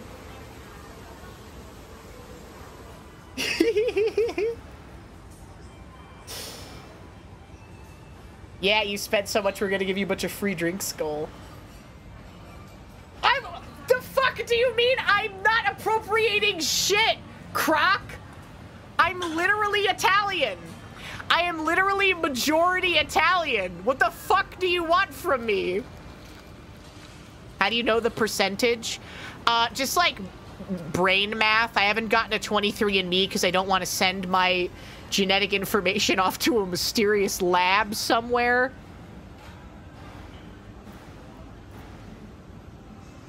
Soju is dangerous. It is. It is. And you know what does fucking suck about Philly, though? Is that most places are BYOB. Which sucks, because I don't know where to buy alcohol in Philadelphia. It doesn't make any sense. They've got beer stores, and then they've got, like, others, and then liquor stores. What can you buy at a gas station? Are you scared they're gonna clone me? I don't know. I'm afraid that they're gonna sell me privatized healthcare. Down the line, they're gonna send me a letter in my mailbox that says, hello, we've analyzed your DNA, and we've determined that you're gonna get cancer when you're 46, so you need to start doing this now. That would be scary. I don't want that. I hate the Philly liquor setup. Maryland, it's all one store and no gas station booze. That sucks. As a West Coaster, the idea of not being able to buy booze at a gas station is crazy to me. Wait, really? Are gas stations really not allowed to sell you alcohol after a certain hour? Or is that just like a regional law thing for some places? Yeah, I want it to be a surprise. Back in the day, gas stations sold gas. Now they just sell woke and pronouns. Fuck.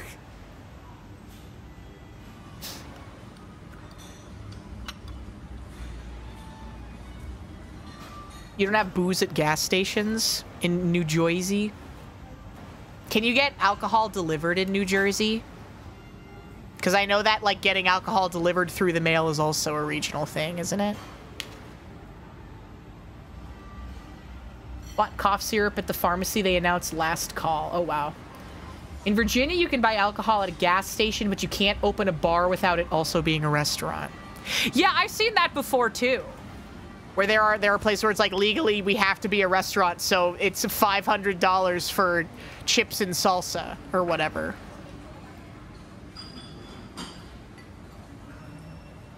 Kani Misu.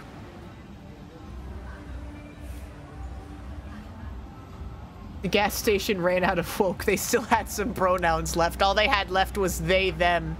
All they had left was she, they, and they, them. I know that's not what you wanted, but sometimes you have to make do. Me pronoun? Quebec. Barbecue. Joe Biden. No. I love that video. All they had was Z-Zer.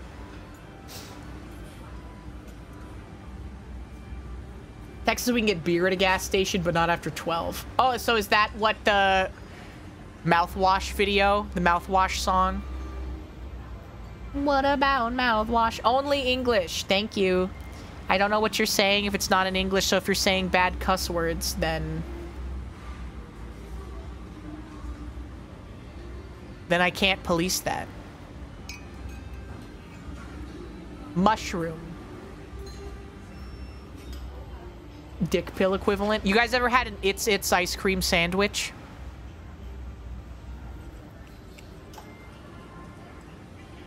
They're pretty good. I give them like a 6 out of 10. What do you mean, what? No. An It's ice cream sandwich is a San Francisco institution. It is an ice cream sandwich that is, my favorite ones are the ones that have mint ice cream instead of vanilla, but it's vanilla ice cream with 2 oatmeal cookies, and they're dipped entirely in chocolate. They're pretty good. The oatmeal cookies are very chewy, and they add a nice texture. Yeah, actual cookies. My favorite ice cream sandwiches are the cookie ones, though. What do you mean, what? No. They exist, Folded. What do you mean, no? No, I don't believe in them. I don't believe in the It's ice cream sandwich.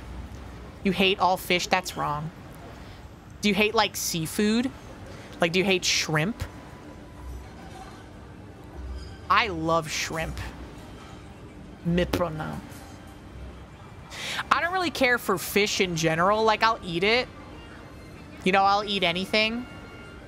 But I would never, like, order, like, a grilled fish or something like that. I like shrimp, crab, fish. I love octopus. Ooh, so good. And squid. Shrimp shumai. What do you mean, strange? Did you not believe me that it existed? Pimp octopus? What is a pimp octopus? Oh, are you talking about Octopimp? Famous Homestuck aficionado? Welcome to HinaBoBina's Twitch channel. Pink jellyfishes. Thank you so much for the follow. Welcome in. Hello. Calamari. Why is the food free? Because it's an all-you-can-eat buffet. So they paid a price to get in, and then, that looks so good. Thai iced tea bingsu? Holy shit.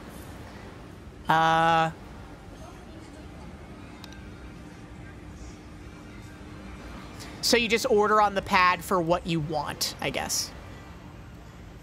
You know what makes Thai iced tea good is that it's full of, like, yellow 7 dye. That's what makes it that color. It's full of, it's not red 40, but it's like yellow 7. It's literally just like black tea mixed with yellow 7 dye. and sugar. It is exactly like, but it's like Chinese food in MSG, and the evil Chinese food, the one. Do you see the picture where it's like, my dad used to take me to a local Chinese restaurant, and he would buy me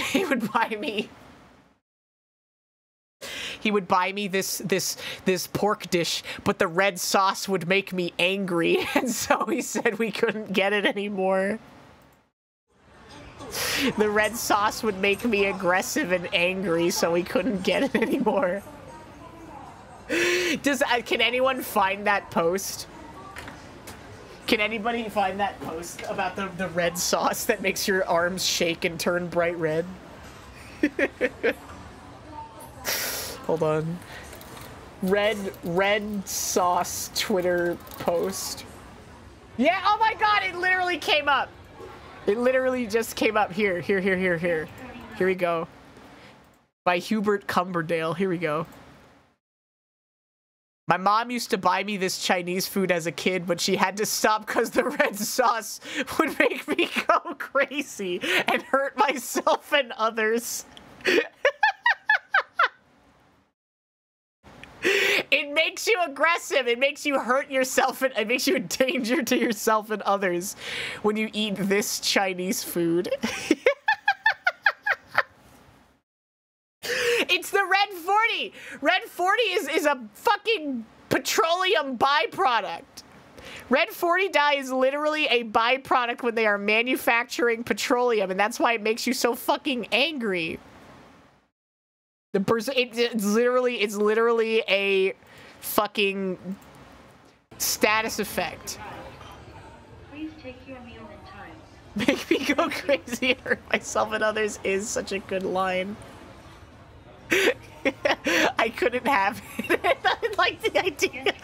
Like, imagine that as a parent, right? Like, you take your stupid fucking kid to get Chinese food or whatever, and then they go crazy every time, and you're like, what the fuck could it be?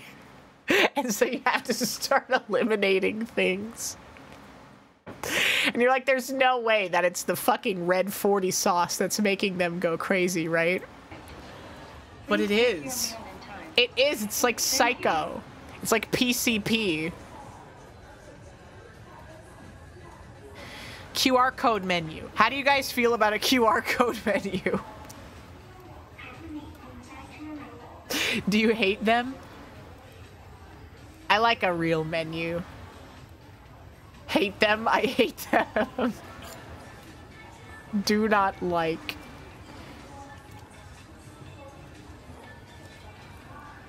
The websites do always run like shit. I hate that. The only time I'm even relatively okay with a QR code menu is when I can pay from the app too, right? Like, if I can pay from the QR code menu, then it's like, okay, whatever. But also, like, fuck what restaurants are doing now, where it's like, oh, QR code menu. Okay, it's a QR code menu. You order for yourself on the QR code on the website or the app or whatever. You have to pick up the food yourself, and you have to bus your own table. And also, please give us a 25% tip. That's insane. That's crazy, in my opinion.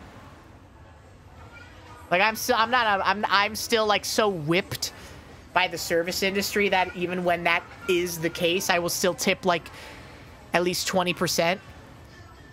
But something's got to give. Something's got to give, man.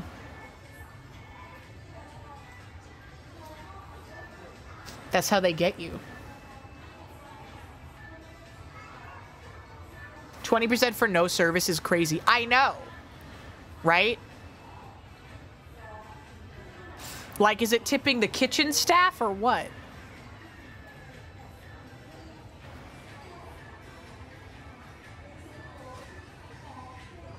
You had to go to a pizza place and they had a QR code menu. I can't think of the last time I had to order on a QR code menu. I guess I also live somewhere that's like very restaurant forward, for like lack of a better term. So even post-COVID, most places still do not have QR code menus, which is based, in my opinion. QR code menus were a big thing in California. Like whenever I go to visit my family in the Bay Area or whatever, QR code menus are a big thing there, but not here, which I'm very thankful for.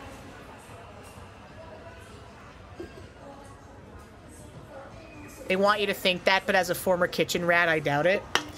The best places, in my opinion, are the ones that just add an automatic gratuity onto your bill, okay? And they usually say on the menu, they're like, we split it among all of our staff, and there's an automatic gratuity of like 15% for every check, or whatever, right? That's fine.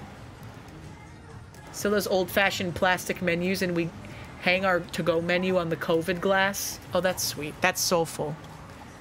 What about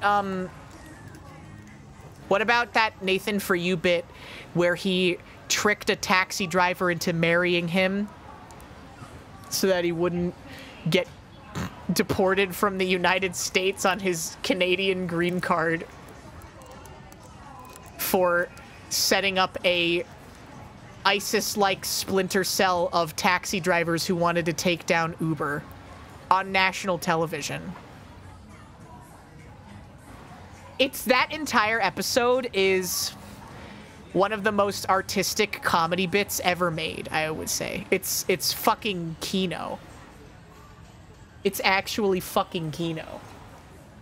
Nathan Fielder is literally me. And then he just started being evil. The Rehearsal and The Curse are evil shows. The Rehearsal less so. The Rehearsal is more sad, but it's still a little evil. Hi, Silpha. They just opened up a store in Thailand. Silpha, I want to bat chest so hard. I want to visit Asia in general so that I can soy Wojak and bat chest and point at and be like, oh my, that's the place that Dancing Bacon's my Oshi went to. Oh my god. Because I've seen like every video this motherfucker has made.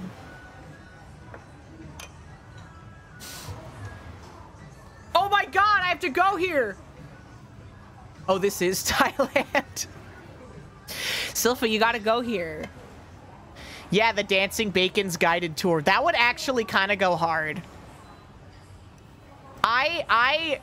Again, I look at menus before I go to places, and I know exactly what I'm going to get somewhere before I even set foot in the door. Okay? I'm a prepper. And I have like 1 million TikToks and YouTube shorts liked of like food recommendations for like anywhere. Like not even places that I'm ever planning on going to or being in. I've got like a list on my phone of different like food recommendations for like these random ass places I'll never go to. Like, oh, if you're ever in fucking Nebraska is a really good place here. I'm like, oh, I gotta write that down just in case I'm in the area. I gotta write that one down.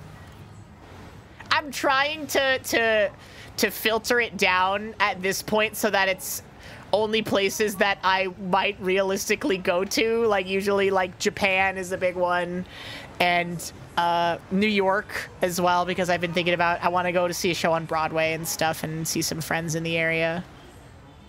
So it's looking likely that sometime this year or maybe next year, I'll probably end up taking a trip to NYC. I want to go to Japan so bad.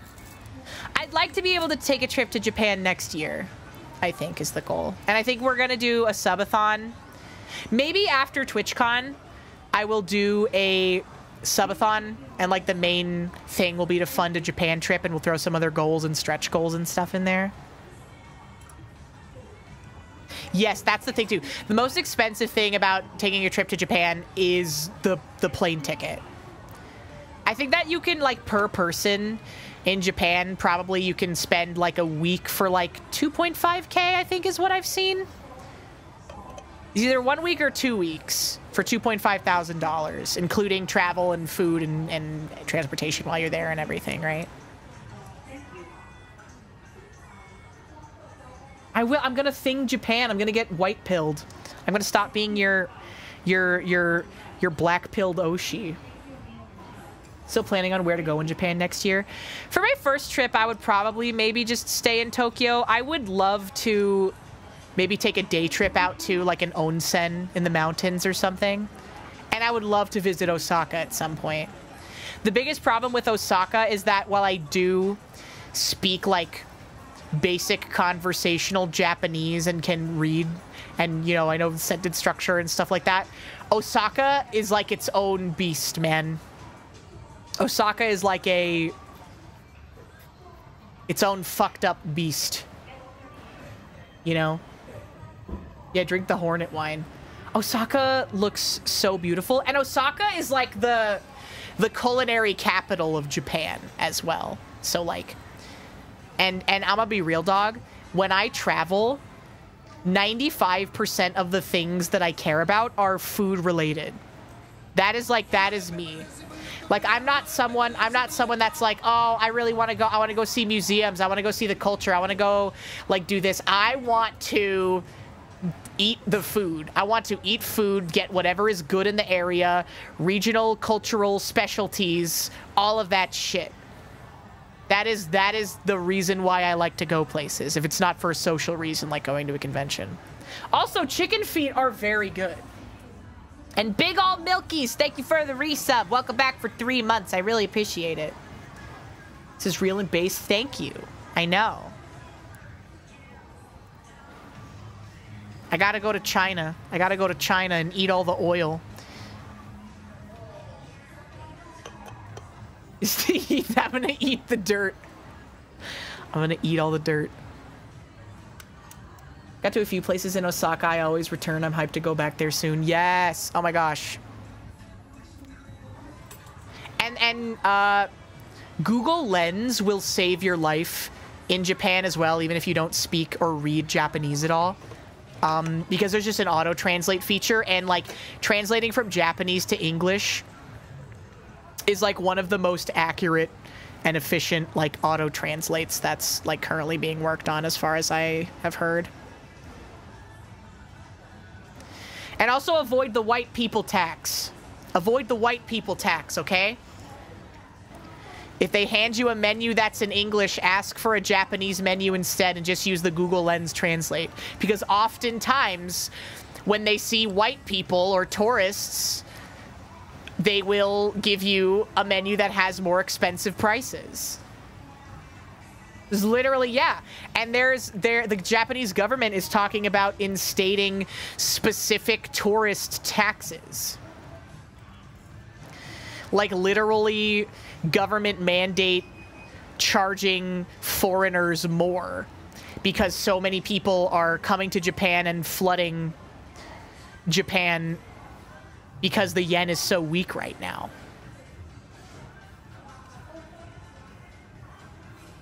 Mint didn't believe you? The white people tax is so real.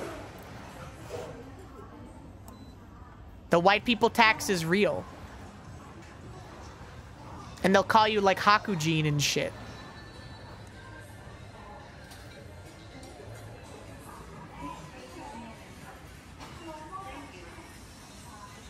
Do you eat eel? I love eel. Oh my god. Yes, Silpha, please. Eel is one of my favorite, like, things to eat. Like, whenever I go to a Japanese restaurant, my favorite sushi that I get, I usually go for the unagi. I love unagi don. I love grilled Japanese eel. It is one of my favorite things ever.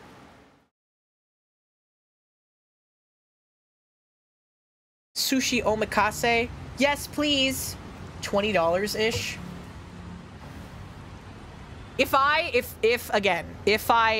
When I go to Japan someday, a majority of my budget is going to go towards food, I think. And I want to go to the Eorzea Cafe. I have to go! If I go to Japan and I don't go to the Eorzea Cafe, I'm gonna cut my own head off with a chainsaw in protest. Gotta get a reservation like 8 months in advance or something. I need to go. And I would like to go to the Kirby Cafe, but it's not as mandatory as the Eorzea Cafe for me. I gotta go. I have dedicated too much of my life to Final Fantasy XIV. I need to go to the Eorzea Cafe. It was 1 to 100 and it was still pretty cheap. Yes, food, even if it was the ratio of 100 yen to $1, it's still ridiculously cheap. I want to go to Italy too, but I don't even speak a lick of Italian. And I don't look Italian either. I'm very Italian, but I do not look Italian at all. I look like... I look like my paternal grandmother, who was not Italian. So I just look like a random white person. Welsh? No, I don't know. I genuinely don't know if someone looked at me what nationality they would assume I am. They would know I was a white person, but like I don't know, like European racism. I don't know what they would say. I'll ask Mint. She knows about like European racism. Hey Mint, just asking on stream question here, colon. If you looked at me, what like race would you assume I am? Like European wise? Not because I'm obviously a white person, because I'm white, but what kind of white do I look like? Is that a weird question? Is that a weird question to ask someone? I know I'm white, but like what kind though? Nah, yeah, there, thank you. Cracker. You could have just said nationality. Well, maybe my brain is a little goopy right now. Okay. No. It's not French. Well, maybe it's a little bit. Maybe it's just the smallest amount of it. No, that's not what I'm saying. That's not what I'm saying. Okay, and next, give your hand to me. That's not what I'm saying. You guys are getting it twisted. You guys are getting it twisted. You guys are twisting my words. Mint, I forgot my race. Help me. And Mosuku are Japanese and Seaweed. And Seaweed Hey, a babba boobba beebity, a scuba da gaga giggity. Do do do do do.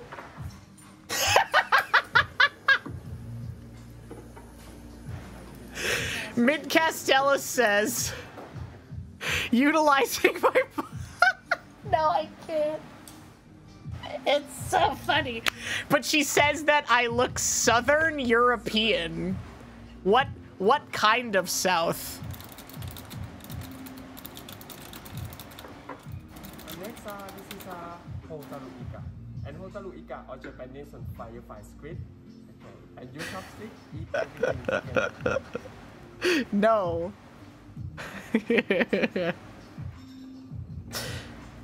Italian? I don't look Italian, though. I don't get tan. I don't get tan. Southern Italian, Greek, and Spanish? What countries are even in Southern Europe? Greece and Italy and, Greece, Italy, Spain. Is Portugal in Southern Europe? Well, yeah, because, like, British people are ugly. Right?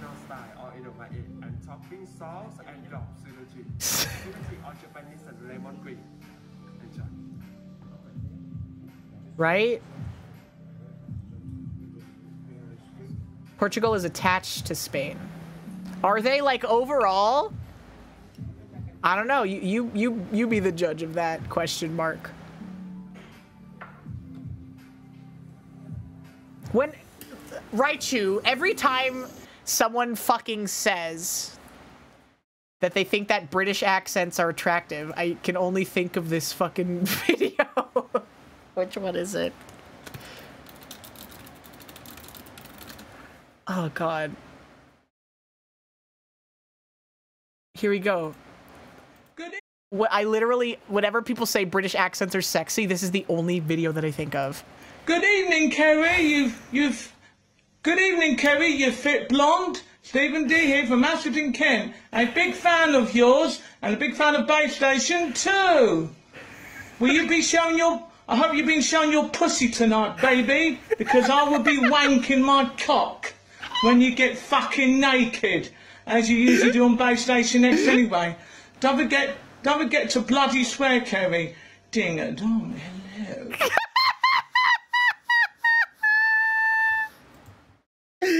That's what you're saying is sexy. There's no way.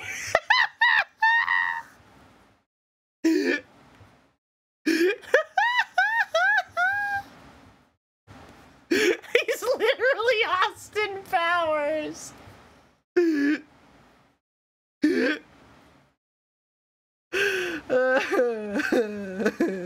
I love that guy. Ding a dong.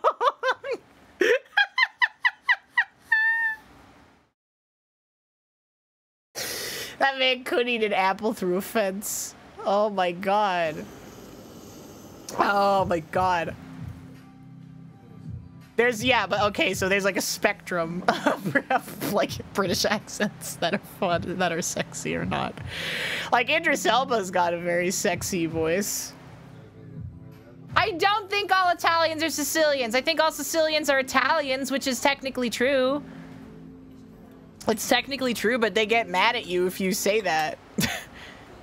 They're like, hey, I'm in the freaking Sicilian mob over here. You gotta make the delineation. Like, I give a darn. Like it matters. This is Madai. Madai or Japanese and seaweed. And topping by yuzu. He does remain hot. Real British, yeah. Real British versus British actors.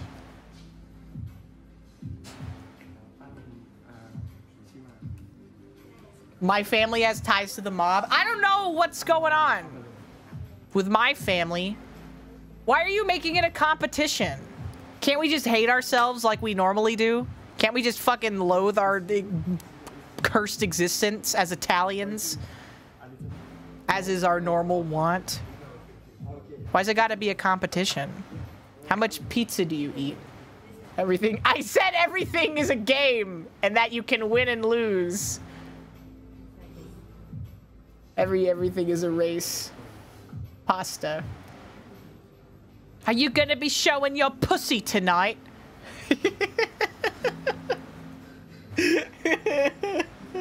Why would he make that video?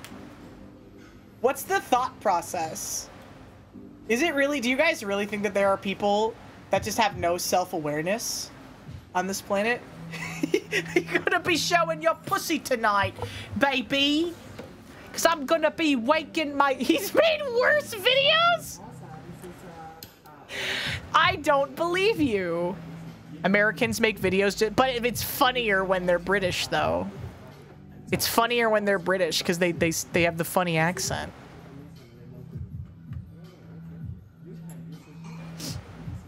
You cannot get the troll. Chris Chan was a thing. Chris Chan currently is a thing, okay?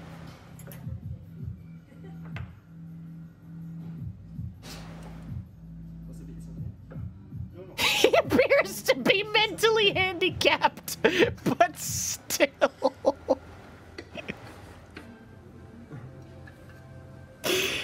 If you look at his other videos.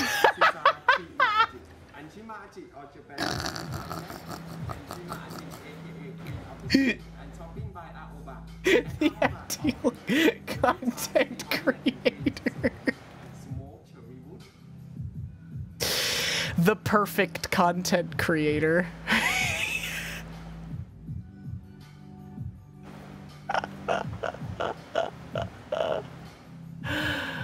No, I'm scared. I'm actually so fucking scared to watch this. No, this is cringe.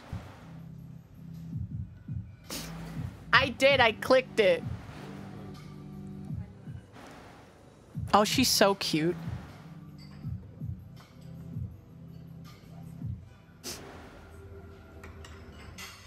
The size difference between the sushi chefs.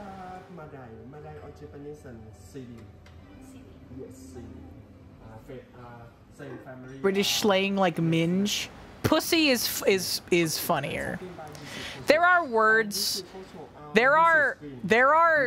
I think that like the foundation. You gotta lay down some ground rules because there are. I don't get why how there are some people that don't realize that like you just should not say certain words. You should never ever use the word goon in a unironic context, I don't think. At this point. It's too tainted. It's too sullied. Yeah, 5'11" man versus 6' woman. I'm not a real gooner. Unless it's goons as a noun.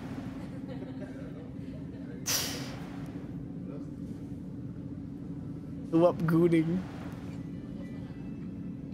Hey, ooh, get over here, goons. Hey, I'm gooning over here. I'm about to goon. Silpha, thank you for the gifted sub to Goonius Maximus. Thank you. Hey, these goons are gooning. Did you guys see that? It was the edit of that comic where it's the monarch. It's the monarch, and it's like, it's 21 and a bunch of the other henchmen, and they're like, when can we start jerking off? And the monarch's like, what the fuck? I thought I hired goons. It's so good. It's the perfect edit of that comic, in my opinion. Who the fuck are you guys? I thought I hired goons. That's literally 21. When can we start masturbating? He couldn't jerk off because he was being haunted by the ghost of his dead friend. But he had a character growth arc. He's better now, and I'm excited to start season 5. I could eat an entire focaccia loaf with olive oil. But that's like a day that you've chosen to give up, you know? There's 5, 6, and 7. And a movie, I think, for the Venture Bros. Are you gonna be showing your pussy tonight? Yeah, 3 seasons and then a movie.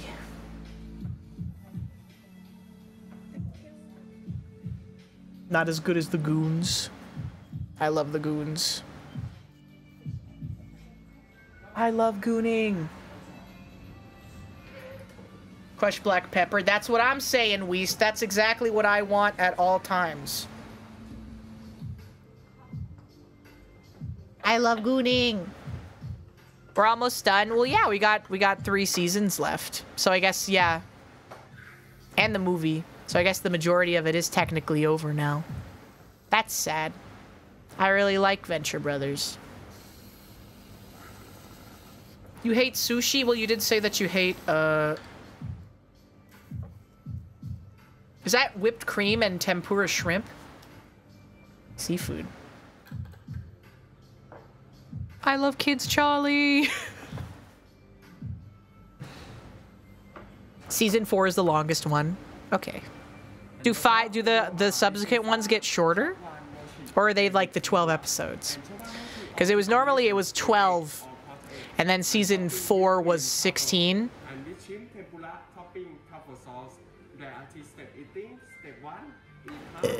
Hey, I'm gooning over here.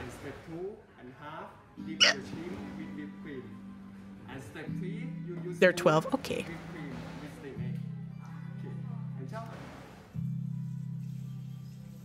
I think that as a baseline expectation, you should eat pussy. Maybe I'm asking too much. No. No, I refuse. Folded, I think you're just disgusted by the human form in general. You say that the best, that the only sex you should have is like jerking off in opposite corners of a room.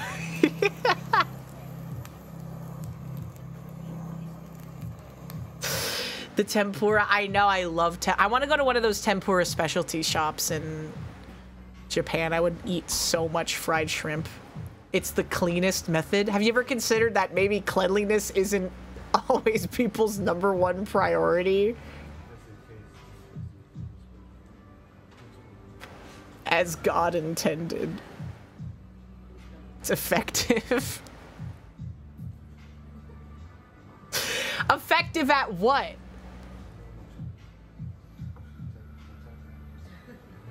It's a dirty job, but someone's got to do it. Chat, would you fuck Mike Rowe from Dirty Jobs? Yes or no?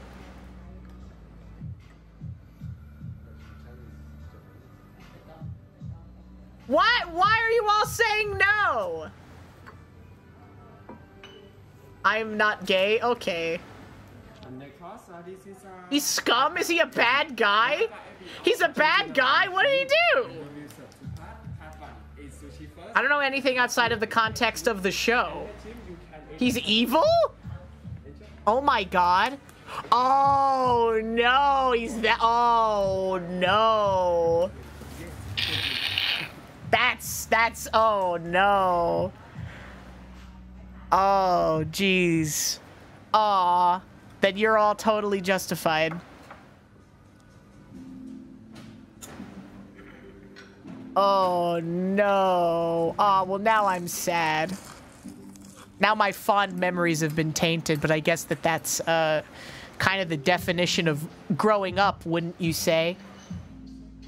I had no idea that he was like a pull yourself up by the bootstraps Republican. You know, the very least you could do is be an independent, okay? Which is code for Republican man who wants to have sex with liberal women. Okay?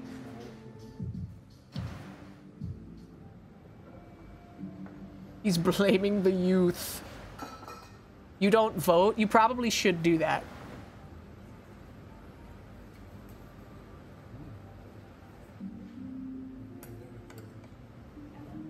Mike's millennial slime video. Huh.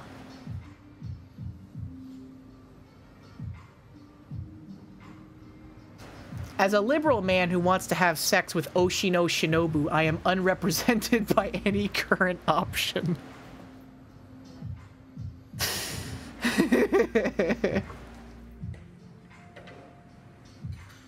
Yeah, exactly.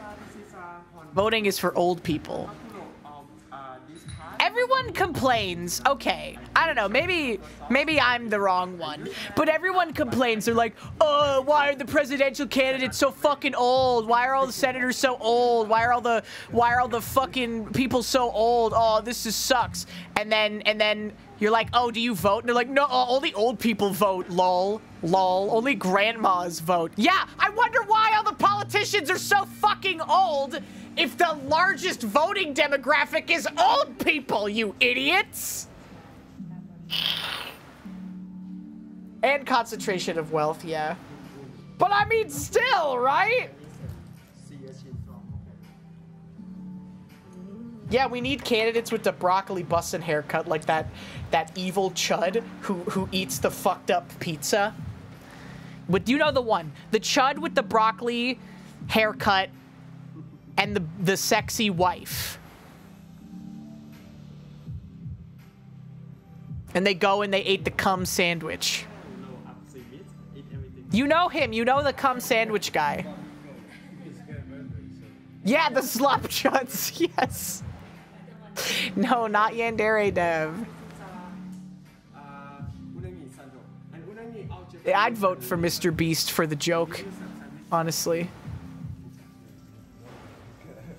What if you hate both sides equally? Well, then vote independent or vote green. Or vote a write-in. Vote for fucking Inugami Korone. It's still better than not showing up.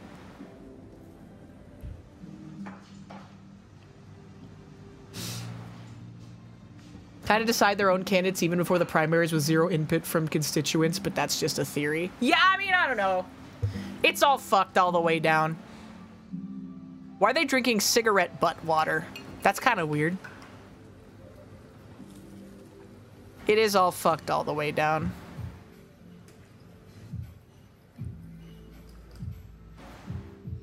But at least you can drink hot cigarette water.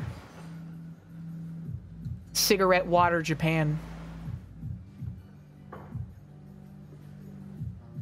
500 cigarettes. Condensed PP.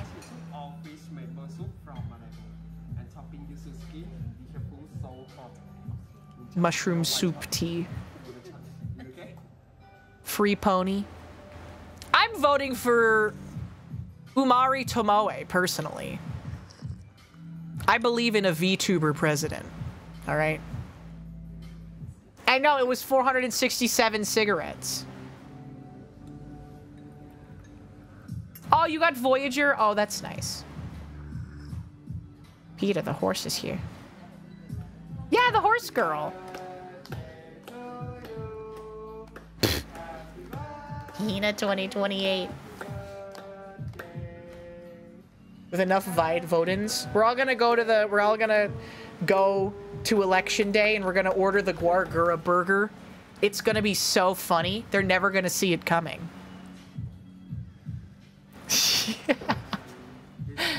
Pokemon, go to the polls. Yeah, I think that if Mr. Beast ran for president, I unironically think he would have a very good chance of winning.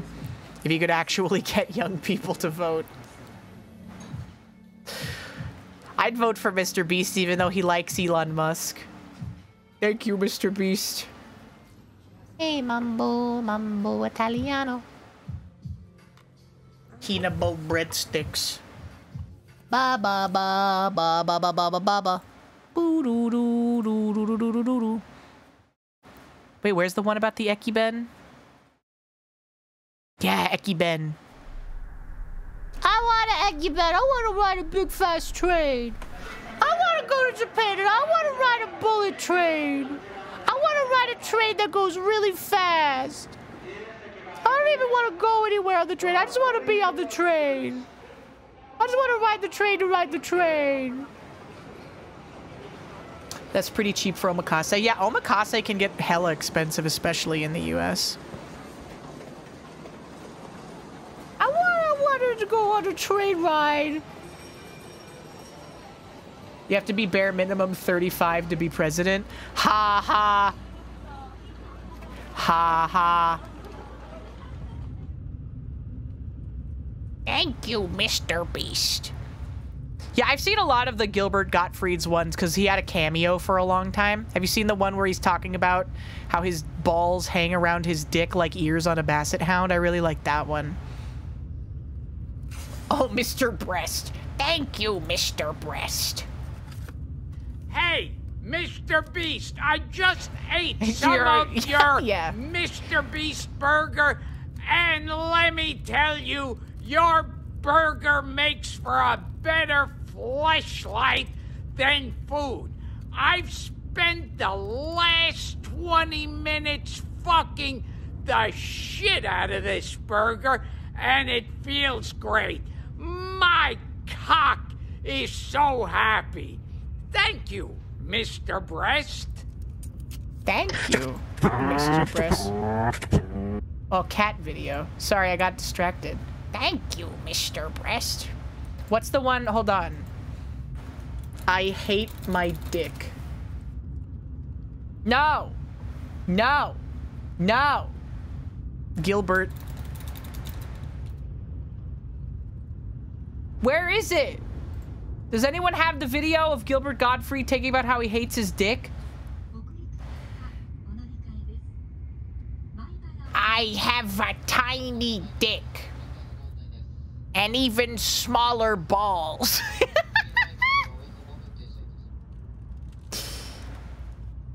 I tracked down every single one of their ingredient suppliers in order to outcompete them in the free market and realized I cannot. How? What do you mean you can't outcompete them? They're just that efficient? My horrible dick.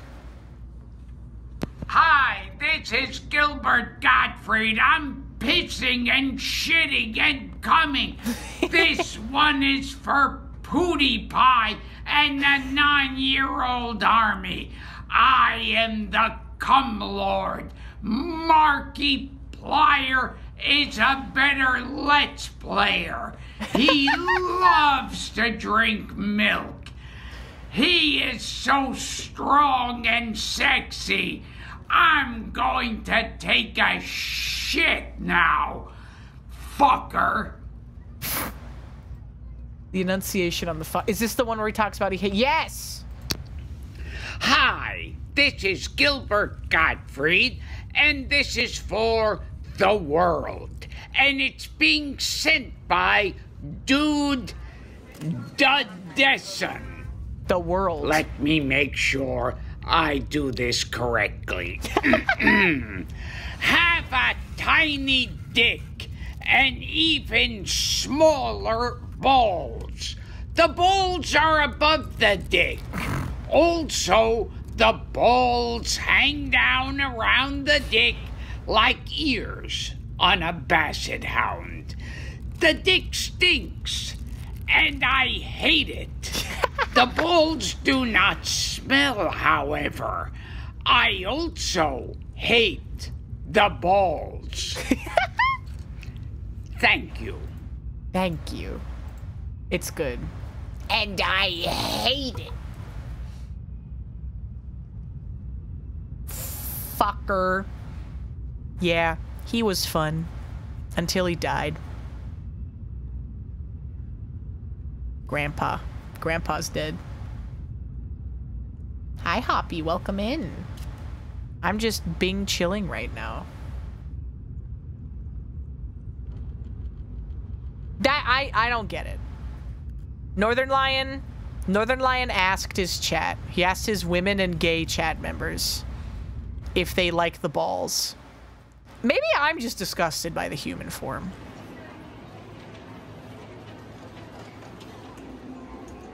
I don't see the appeal. It's me?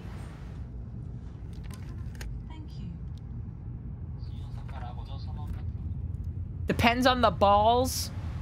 Depends. It's crazy.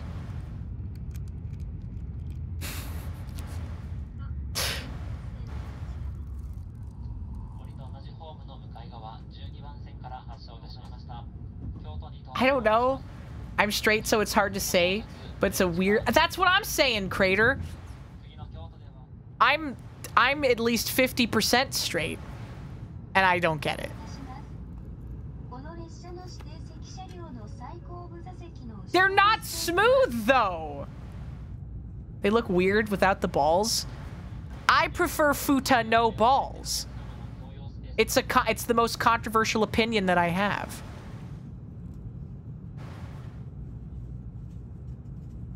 Evil. Fuck you. Why? Why am I not allowed to have a freaking opinion, man?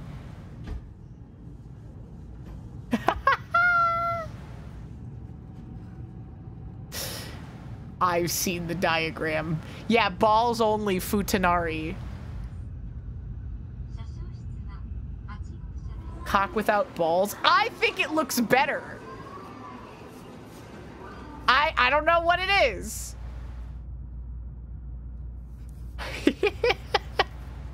It's aesthetic. Coochie underneath are just smooth. Either or. Either or. What do you mean I haven't?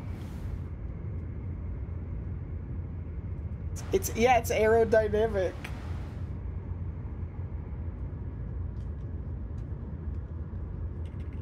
Yeah, Leon's dead. We're playing a game tomorrow.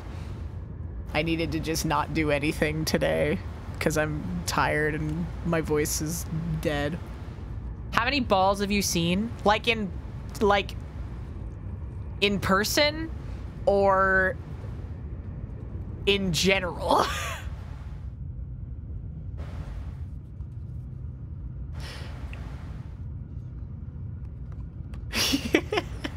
Whichever you want to answer.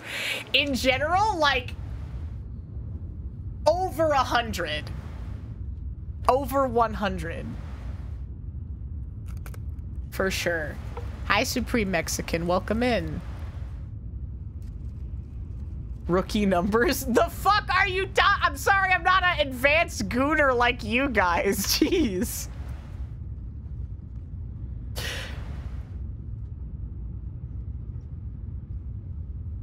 I don't know. Of your goon levels. I'm more of a gooner than almost anyone else on this website. At least in terms of, like, VTubers and women. You know what? Never mind. There's a lot of insane gooner women VTubers. Wrong? Wildly untrue, yeah. In the collab I did yesterday, I was probably the biggest gooner, but to be fair, out of that lineup of people, that's not surprising at all. Everyone else was like, yeah, you should probably masturbate 1 time a week. And that was crazy. That was the craziest answer they could have given. I would have been less surprised if they said never masturbate than I think you should masturbate 1 time a week.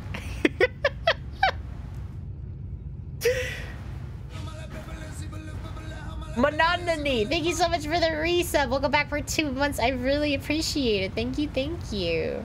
How often is normal to you? Okay, now very important delineation here. Penis or vagina?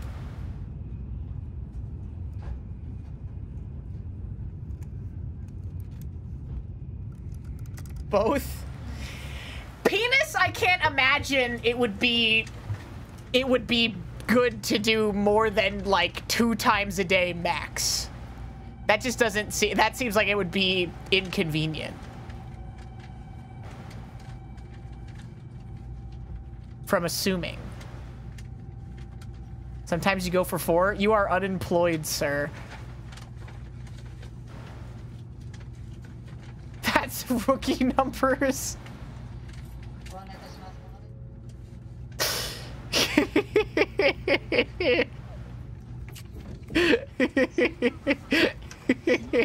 Real goons are going 7 or 8 per day.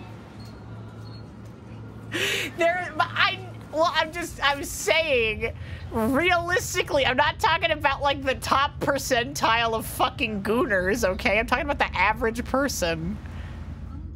Average person, I can't imagine do more than twice a day would be good.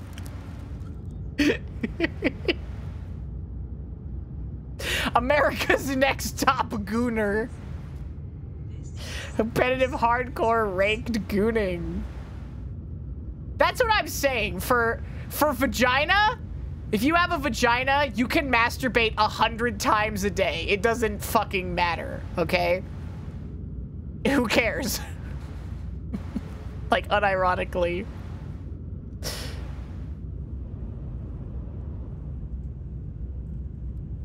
But what's normal? I don't know. Like for average women? I don't know. For the average woman, I have no idea. I would maybe say less than once a day on average.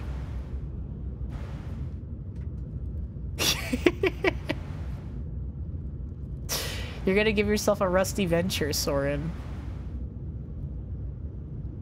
7 times for 2 minutes. Less than 1 a day. Yeah, for like the average woman. Cause like we're factoring in like old ladies. We're factoring in like women who are married to terrible people who have never had an orgasm in their life. So they're like, no point, right?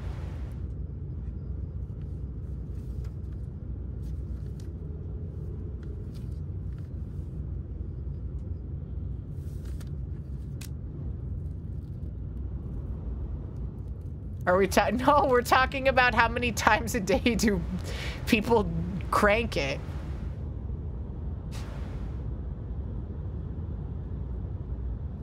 But for women, up to 100 is acceptable. It's like, it is just like potato chips. You have one and then you can't stop. Stop! No, that's a yucky thing to say. That's a yucky thing to say.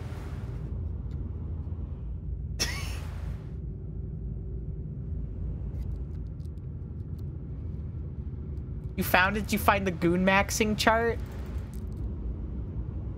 Supplements have arrived. Cum maxing will soon to commence. We'll post results in 7 days.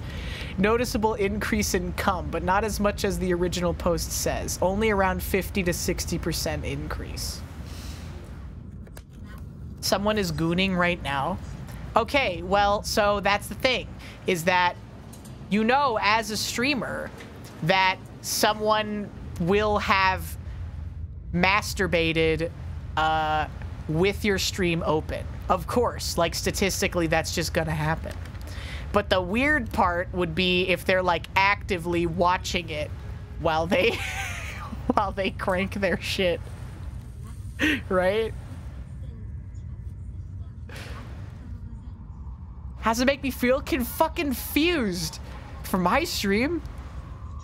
Like, there's plenty of VTuber streams that you could be like, oh yeah, I jack off to this VTuber. It's like, oh yeah, of course, right?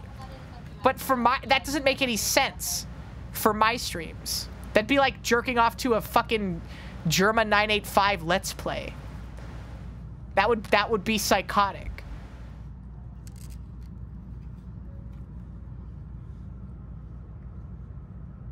It's the gooning challenge. People jerk. That's weird!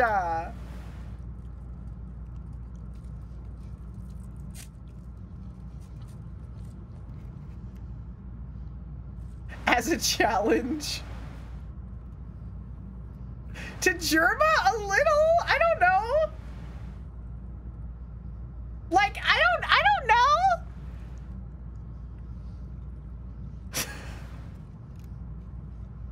It's not weird. I am gonna put my foot down and I am going to say that jerking off to like a fucking like Let's Play stream of a streamer is a little weird.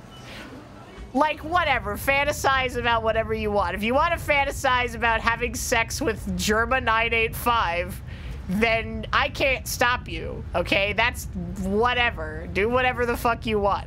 But sitting down and turning on a fucking Twitch stream of someone, like, playing Minecraft and jerking off to it is at least a little cooked. You can't deny it.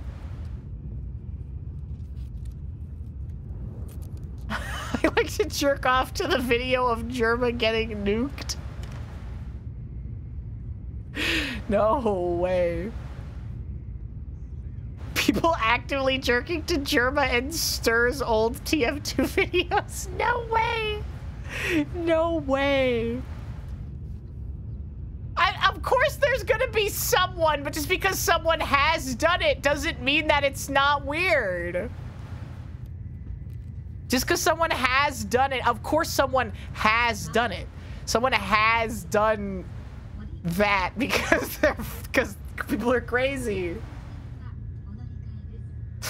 TF2 Yowie Goon session. Stop.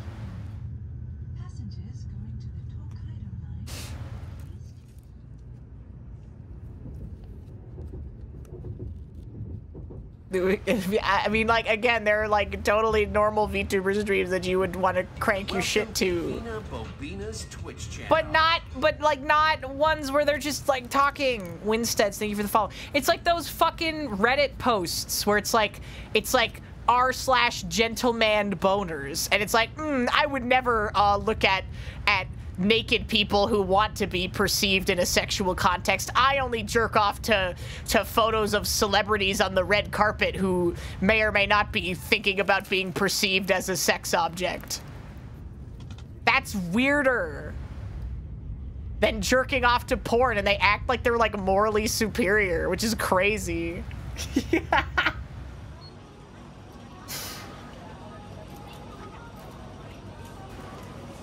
Have I ever eaten rainbow trout? Maybe. I've gone fishing before. Gentle man boners. I don't know. Well, it's one word, so it's like r/superb owl. R/Super Bowl is about owls. Because it can also be said superb owl. More than appearance. If they're jerking off to personality, then it's in your mind palace fucking anyways. So then why do you need a fully clothed picture of someone? And again, the personality, that doesn't make any fucking sense.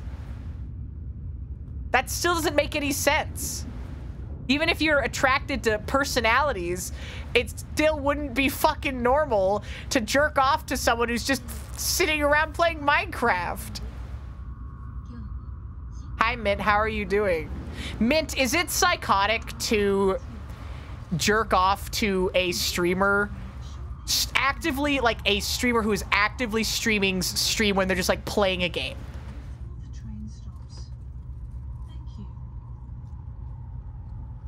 Because I think that's at least a little bit psychotic. Is it weird? Probably. Immoral? Probably not. Yeah, that's what I'm saying. I'm not. It is weird though.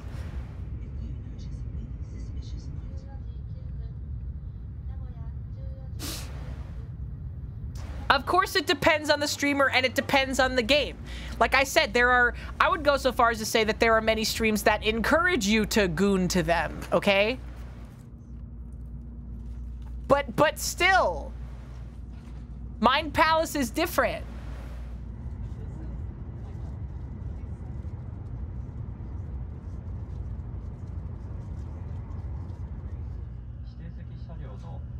It's different.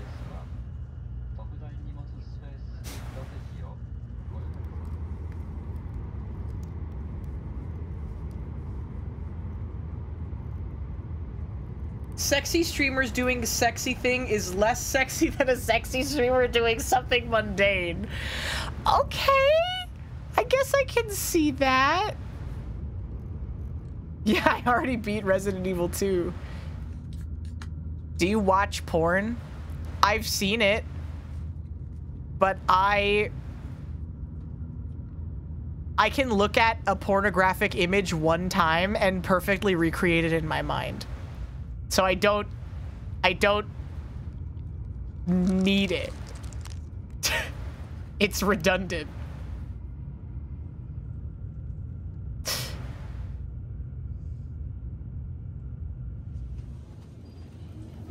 Reading an ecchi scene in a normally regular manga, I guess?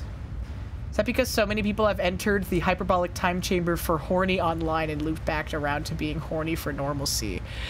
Maybe. I guess that would make sense. A perpetual goon cave that reloads itself. I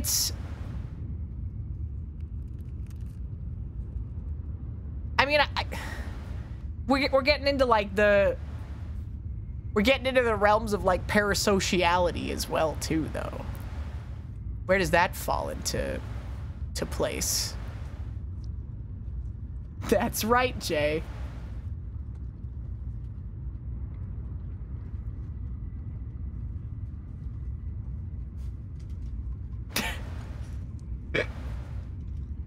Yes, that's me. 90% of this chat is diagnosed clinical depressives. They all know that word. Mint. I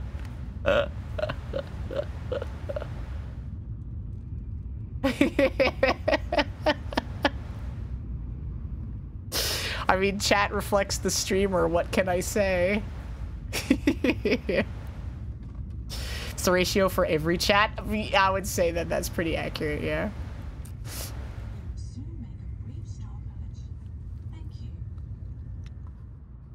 That's why Hunter is a mod here, because he's got supernaturally good mental health.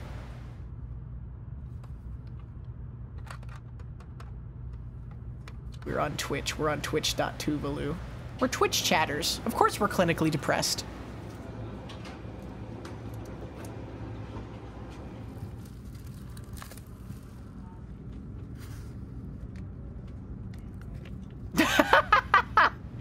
Cold sandwich is an ingredient in a recipe for a hot sandwich. Thank you, Mint. We're Twitch chatters. Of course we goon.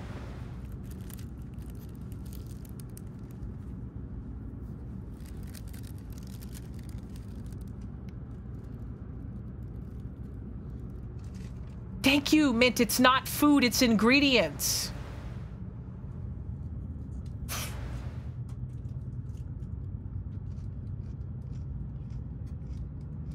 You just don't, you just wish you could see the world in the way that I did. You wish you had my childlike sense of wonder and joy.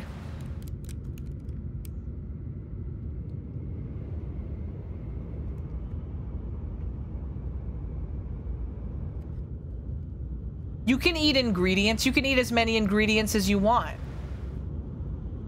Yeah, whimsy, spunk, piss and vinegar. I'm full of it.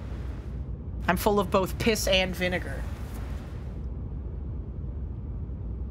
Eating ingredients.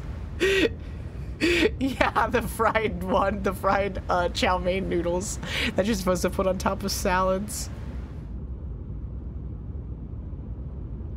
Chutzpah.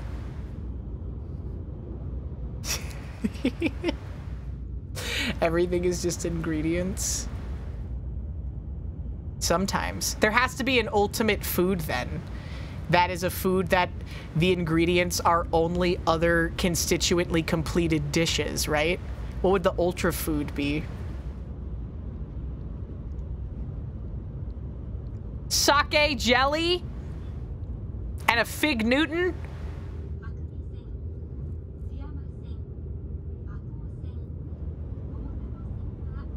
Yeah, the rice cooker's been going for 56 hours. The rice cooker has unironically been going for 56 hours, chat.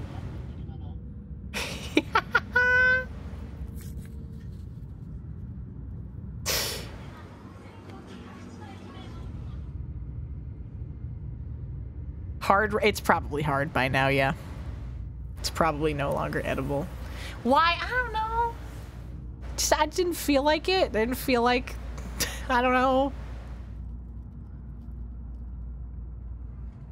Yes, I have the post where they're like, we wanted to know why our rice cooker always made our rice so had this like interesting like crackly taste to it, like this really deep rich flavor to it, and we wondered why, and we opened it up and there was a lizard inside.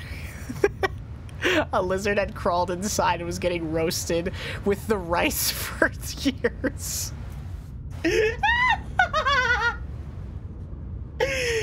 That's the wok-hey, baby!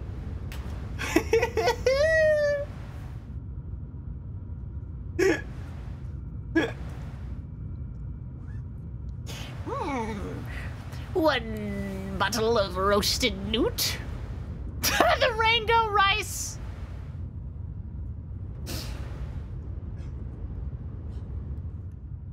The evil hidden lizard village.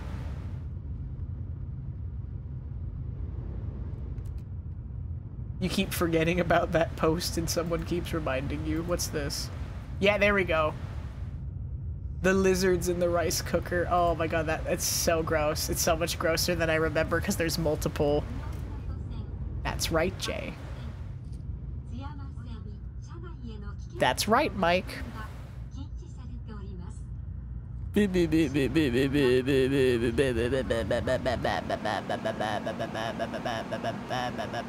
Oh, the smell of the lizards attract more lizards.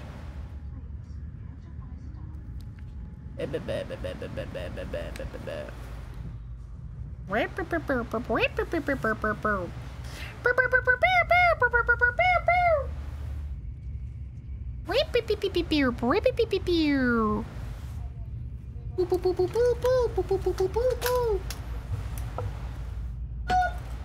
Oh god, my legs! I haven't stood up for 4 hours.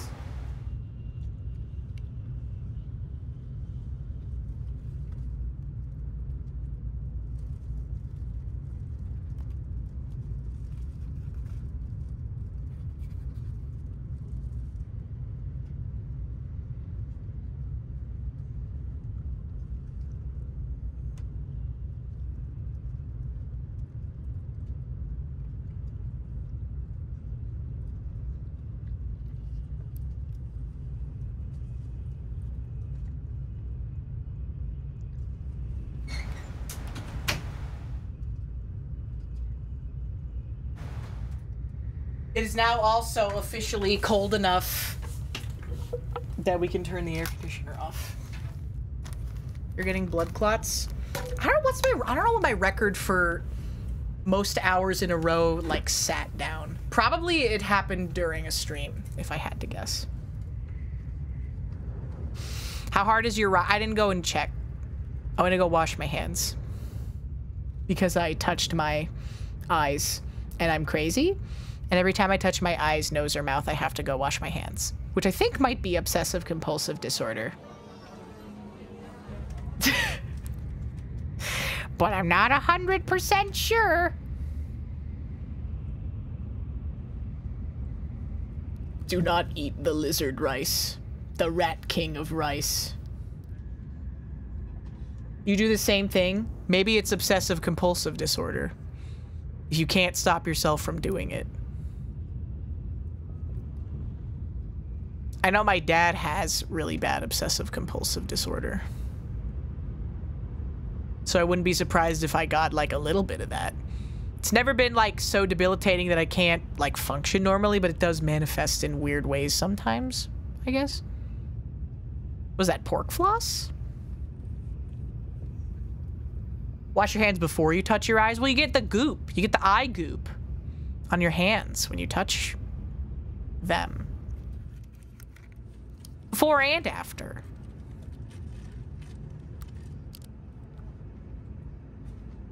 Odin. Wet fish cake. Konjac jelly. Hot wet fish cake.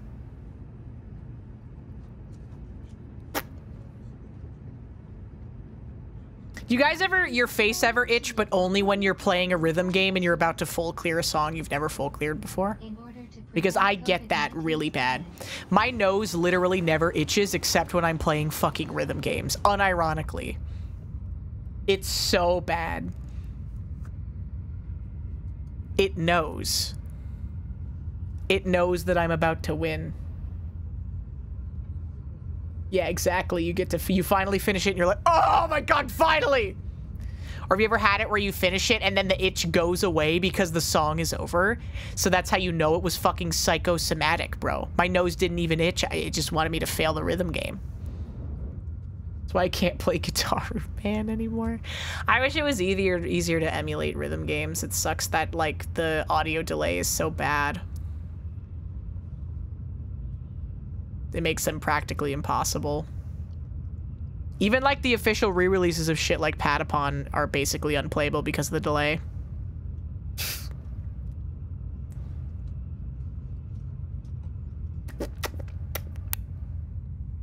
The hat is foreboding. What? What? My sister had debilitating OCD.